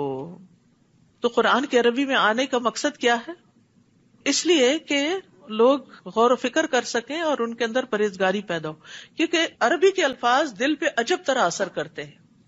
فتعال اللہ الملک الحق، بس اللہ ہی بادشاہ حقیقی بلند شان والا ہے، اور قرآن کی وحی پوری ہونے سے پہلے اسے پڑھنے میں جلدی نہ کیجیے اور دعا کیجیے وقل رب زدنی علما، کہ اے میرے رب مجھے مزید علم عطا کر. ابن مسعود جب بھی یہ دعا پڑھتے تو دعا کرتے اللہم زدنی علما و ایمانا و یقینا، اے اللہ میرے علم، ایمان اور یقین میں اضافہ فرما. علم میں بھی اضافہ مانگنا چاہیے، ایمان میں بھی، یقین میں بھی، اور فہم میں بھی. امام ابن تیمیہ کہتے ہیں کہ بعض اوقات میں نے ایک ایک آیت پر 100 تفاسیر کا مطالعہ کیا، پھر میں اللہ سے فہم کی دعا کرتا اور کہتا یا معلم آدم و ابراہیم علمنی، اے آدم اور ابراہیم کو تعلیم دینے والے مجھے بھی تعلیم دے. انہوں نے کبھی بھی اپنے علم پر غرور نہیں کیا تھا. نبی صلی اللہ علیہ وسلم یہ دعا مانگا کرتے تھے اللہم انفعنی بما علمتنی وعلمنی ما ینفعنی وارزقنی علما تنفعنی بہ، اے اللہ تو مجھے جو علم نصیب فرمائے اس سے مجھے فائدہ پہنچا، اور مجھے وہ علم دے جو مجھے فائدہ دے، اور مجھے ایسا علم دے جس کے ذریعے میں فائدہ اٹھا سکوں. کتنی خوبصورت دعا ہے. اور اس سے پہلے ہم نے آدم سے ایک عہد لیا تھا مگر وہ بھول گیا اور ہم نے اس کا ایسا عزم نہ پایا. اور جب ہم نے فرشتوں سے کہا تھا کہ آدم کو سجدہ کرو تو ابلیس کے سوا سب نے اسے سجدہ کیا مگر اس نے حکم نہ مانا. لہٰذا ہم نے آدم سے کہا کہ یہ تمہارا اور تمہاری بیوی کا دشمن ہے، یہ خیال رکھنا کہ وہ کہیں تمہیں جنت سے نہ نکلوا دے پھر تم مصیبت میں نہ پڑ جاؤ. یہاں تو نہ تمہیں بھوک ستاتی ہے، نہ ننگے رہتے ہو، نہ پیاس لگتی ہے اور نہ دھوپ ہوتی ہے. پس شیطان نے آدم کے دل میں وسوسہ ڈالا اور کہا آدم میں تمہیں وہ درخت نہ بتاؤں جس سے ابدی زندگی اور لا زوال سلطنت حاصل ہوتی ہے. اصل میں انسان کی بہت بڑی ویکنس ہے کہ زندگی زیادہ مل جائے اور اس کے لیے کچھ بھی اسے کرنا پڑے تو کر گزرے. تو وہ اس لالچ میں آ گئے کہ اچھا زیادہ دیر جیئیں گے، چلو کوئی نہیں پھل ہی کھانا کھا لیں گے. تو اس لیے کبھی بھی انسان لوگوں کی باتوں میں آ کے اپنا طرز زندگی نہ بدلے، اور خاص طور پر جس بات کی کوئی دلیل ہی نہ ہو. فَأَكَلَا مِنْهَا فَبَدَتْ لَهُمَا سَوْآتُهُمَا، آخر کار ان دونوں نے اس درخت کا پھل کھا لیا جس سے ان کے سطر کے مقامات ایک دوسرے کے آگے کھل گئے. وہ جنت کے پتوں سے انہیں ڈھانکنے لگے. اللہ نے ان کو اتنی سمجھ دی تھی کہ ننگے نہیں رہنا، اور آدم نے اپنے رب کی نافرمانی کی تو وہ بھٹک گئے. پھر ان کے رب نے انہیں برگزیدہ کیا تو ان کی توبہ قبول کی اور ہدایت بخشی. اللہ تعالیٰ نے فرمایا تم دونوں یعنی انسان اور شیطان سب یہاں سے نکل جاؤ، تم ایک دوسرے کے دشمن ہوگے. پھر اگر تمہارے پاس میری طرف سے ہدایت آئے تو جو کوئی میری ہدایت کی پیروی کرے گا تو نہ وہ گمراہ ہوگا اور نہ تکلیف اٹھائے گا. ابن عباس کہتے ہیں کہ اللہ نے ضمانت دی کہ جو قرآن پڑھتا ہے اور اس پر عمل کرتا ہے وہ دنیا میں گمراہ نہیں ہوگا اور آخرت میں محروم نہیں ہوگا. پھر انہوں نے اسی آیت کی تلاوت کی. وَمَنْ أَعْرَضَ عَنْ ذِكْرِي فَإِنَّ لَهُ مَعِيشَةً ضَنْكًا وَنَحْشُرُهُ يَوْمَ الْقِيَامَةِ أَعْمَى قَالَ رَبِّ لِمَ حَشَرْتَنِي أَعْمَى وَقَدْ كُنْتُ بَصِيرًا قال كذلك أتتك آياتنا فنسيتها وكذلك اليوم تنسى. اور جو میری یاد سے منہ موڑے گا تو اس کی زندگی تنگ ہو جائے گی اور قیامت کے دن ہم اسے اندھا کر کے اٹھائیں گے. استغفر اللہ. یہ اللہ کی یاد سے منہ موڑنے کا نتیجہ ہے. ساری نعمتیں ہوتے ہوئے بھی مرضی کی زندگی گزارنے کے باوجود زندگی گھٹن کا شکار رہے گی. نہ اطمینان قلب ہے اور نہ شرح صدر ہے. ظاہری خوشحالی ہے، مال و دولت ہے، ساری نعمتیں ہیں، مرضی کا لباس پہنتا ہے، مرضی کا کھانا کھاتا ہے، مرضی کے ملک میں اور شہر میں رہتا ہے، لیکن اللہ کے ذکر سے غافل ہے تو پریشانی اور حیرت اور شک میں ہی ہمیشہ متردد رہتا ہے. تو معیشتاً ضنکا کا تعلق اس دنیا کی زندگی سے بھی ہے اور قبر کی زندگی سے بھی ہے. نبی صلی اللہ علیہ وسلم نے فرمایا کیا تم جانتے ہو یہ آیت کس کے بارے میں نازل ہوئی؟ کیا تمہیں معلوم ہے کہ تنگ حالی کیا ہے؟ انہوں نے عرض کیا اللہ اور اس کا رسول ہی بہتر جانتے ہیں. آپ نے فرمایا کافر کا اس کی قبر میں عذاب سے دو چار ہونا ہے، اور اس ذات کی قسم جس کے ہاتھ میں میری جان ہے اس پر 99 سانپ مسلط کر دیے جاتے ہیں. کیا تم جانتے ہو وہ سانپ کیسا ہوتا ہے؟ وہ 70 سانپ اژدہے ہوتے ہیں اور ہر اژدہے کے 7 سر ہوتے ہیں. اسے قیامت تک ڈستے اور نوچتے رہیں گے. وہ کہے گا اے میرے رب تو نے مجھے اندھا کر کے کیوں اٹھایا حالانکہ میں دنیا میں آنکھوں والا تھا. اللہ تعالیٰ فرمائے گا جس طرح ہماری آیات تمہارے پاس آئیں تو تم نے انہیں بھلا دیا تھا، اسی طرح آج تو بھی بھلا دیا جائے گا. تو یہاں پر بھلانے سے مراد صرف یہ نہیں کہ کوئی صورت یاد کی اور وہ بھول گئی، اس سے مراد دین کو ہی چھوڑ دیا تھا. یعنی قرآن پڑھ کے سمجھ کے اللہ کی آیات کو جان کے، اور نبی صلی اللہ علیہ وسلم تشریف لائے، آپ نے لوگوں کو پڑھ کے سنایا، لوگوں کے سامنے ایمان کی راہیں روشن ہوئی اور پھر اس کے بعد بجھ گئی وہ روشنی. انہوں نے اس سے اعراض برتا. تو یاد رکھیے ہر صاحب قرآن کو چاہیے کہ قرآن پڑھنے کے بعد اسے ساری زندگی پڑھتا رہے، سمجھتا رہے، کیونکہ یہ ایک چراغ کی طرح ہے جو اس زندگی کے راستے میں صراط مستقیم پر چلنے کے لیے بڑا ضروری ہے. کیونکہ اندھیرے میں ایسا نہ ہو کہ ہم راستہ ہی بدل دیں. اور ایک دفعہ جاننا کسی چیز کو کافی نہیں ہوتا، ہم سب بھولنے والے ہیں. یہاں بھولنے ہی کی تو سزا دی جا رہی ہے. کذالک اتتک آیاتنا فنسیتھا، آیتیں آئی تھی تم نے بھلا دیا ان کو. تو بھولنے کا علاج کیا ہے؟ بار بار پڑھنا، پھر پڑھنا. اور جو شخص بھی حد سے بڑھ جائے اور اپنے رب کی آیات پر ایمان نہ لائے ہم اسے اسی طرح سزا دیں گے، اور آخرت کا عذاب تو شدید اور باقی رہنے والا ہے. کیا انہیں اس بات سے کوئی رہنمائی نہ ملی کہ ان سے پیشتر ہم کئی قوموں کو ہلاک کر چکے ہیں جن کے برباد شدہ ٹھکانوں میں یہ چلتے پھرتے ہیں؟ بلا شبہ اس میں اہل عقل کے لیے بہت سی نشانیاں ہیں، اور اگر تیرے رب کی بات پہلے سے طے شدہ نہ ہوتی اور مہلت مقرر نہ کی جا چکی ہوتی تو ان پر فوری عذاب آنا لازمی تھا۔ لہٰذا جو کچھ یہ کہتے ہیں اس پر صبر کیجیے اور اپنے رب کی حمد کے ساتھ تسبیح کیجیے۔ سورج کے طلوع اور غروب ہونے سے پہلے اور رات کے کچھ اوقات میں تسبیح کیجیے، اور دن کے کناروں پر بھی، اس طرح امید ہے کہ آپ خوش رہیں گے۔ پیچھے بھی آیا تھا نا کہ ہمیں معلوم ہے آپ کا سینہ گھٹتا ہے تو آپ تسبیح کیجیے اور سجدہ کیجیے، تو یہاں بھی تسبیح کا ذکر ہے، یعنی جب آپ کو کوئی تکلیف پہنچے تو کثرت سے تسبیح کریں، خاص طور پر فجر کے بعد اور مغرب سے پہلے، یہ دل کی راحت کا سبب بنتا ہے۔ اور آپ ان چیزوں کی طرف نظر اٹھا کر بھی نہ دیکھیے جو ہم نے مختلف طرح کے لوگوں کو دنیاوی زندگی کی زینت کے لیے دے رکھی ہیں، تاکہ ان چیزوں کے ذریعے ہم انہیں آزمائش میں ڈالیں، اور آپ کے رب کا رزق ہی بہتر اور پائندہ تر ہے۔ یعنی دنیا کی نعمتیں جو ہیں ان پہ نہ ریجھیں، اور اپنے گھر والوں کو نماز کا حکم دیجیے اور خود بھی اس پہ ڈٹ جائیے۔ ہم آپ سے رزق نہیں مانگتے، وہ تو ہم خود تمہیں دیتے ہیں، اور انجام پرہیزگاری کا ہی بہتر ہوتا ہے۔ یاد رکھیے خود بھی نماز پڑھنی اور بچوں کو بھی پڑھوانی ہے اور اس کی فکر کرنی ہے۔ ابن مسعود کہتے ہیں جس نے نماز ترک کی اس کا کوئی دین نہیں۔ قرآن پاک میں اللہ تعالیٰ فرماتے ہیں وَأَقِیمُوا الصَّلَاةَ وَلَا تَكُونُوا مِنَ الْمُشْرِکِينَ، اور نماز قائم کرو اور شرک کرنے والوں میں سے نہ ہو جاؤ۔ رسول اللہ صلی اللہ علیہ وسلم نے فرمایا بے شک انسان اور اس کے کفر اور شرک کے درمیان فرق نماز چھوڑنا ہے۔ قیامت کے دن سب سے پہلا سوال نماز کا ہوگا۔ نماز کی حفاظت کرنے والے اللہ کے فضل میں ہوں گے۔ کسی بھی طرح کی پریشانی میں نماز ہی کی طرف لوٹنا چاہیے۔ وقالو، اور وہ کہتے ہیں کہ ہمارے پاس اس کے رب کی طرف سے کوئی نشانی کیوں نہیں آتی؟ کیا ان کے پاس پہلے صحیفوں میں واضح دلیل نہیں آ چکی؟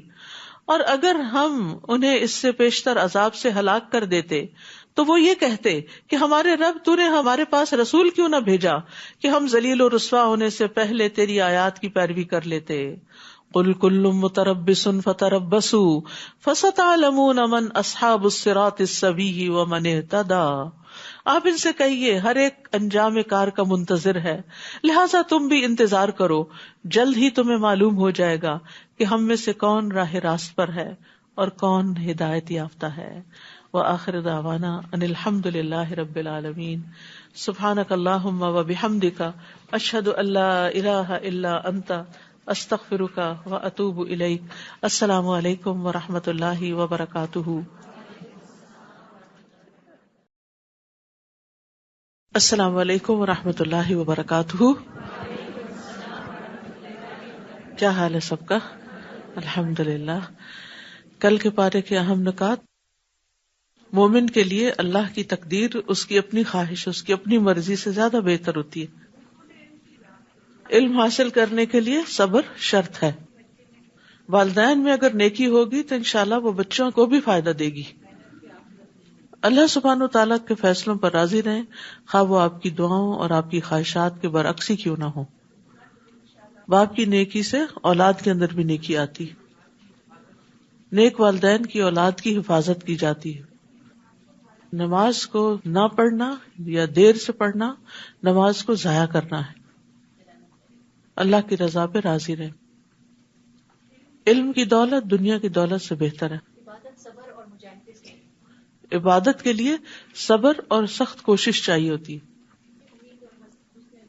اللہ سبحانہ و تعالیٰ سے دعا کرتے ہوئے، مانگتے ہوئے عاجزی اختیار کریں، حسن ظن رکھیں اور اچھی امید رکھیں۔ علم، ایمان اور یقین کے اضافے کے لیے دعا کرنی چاہیے۔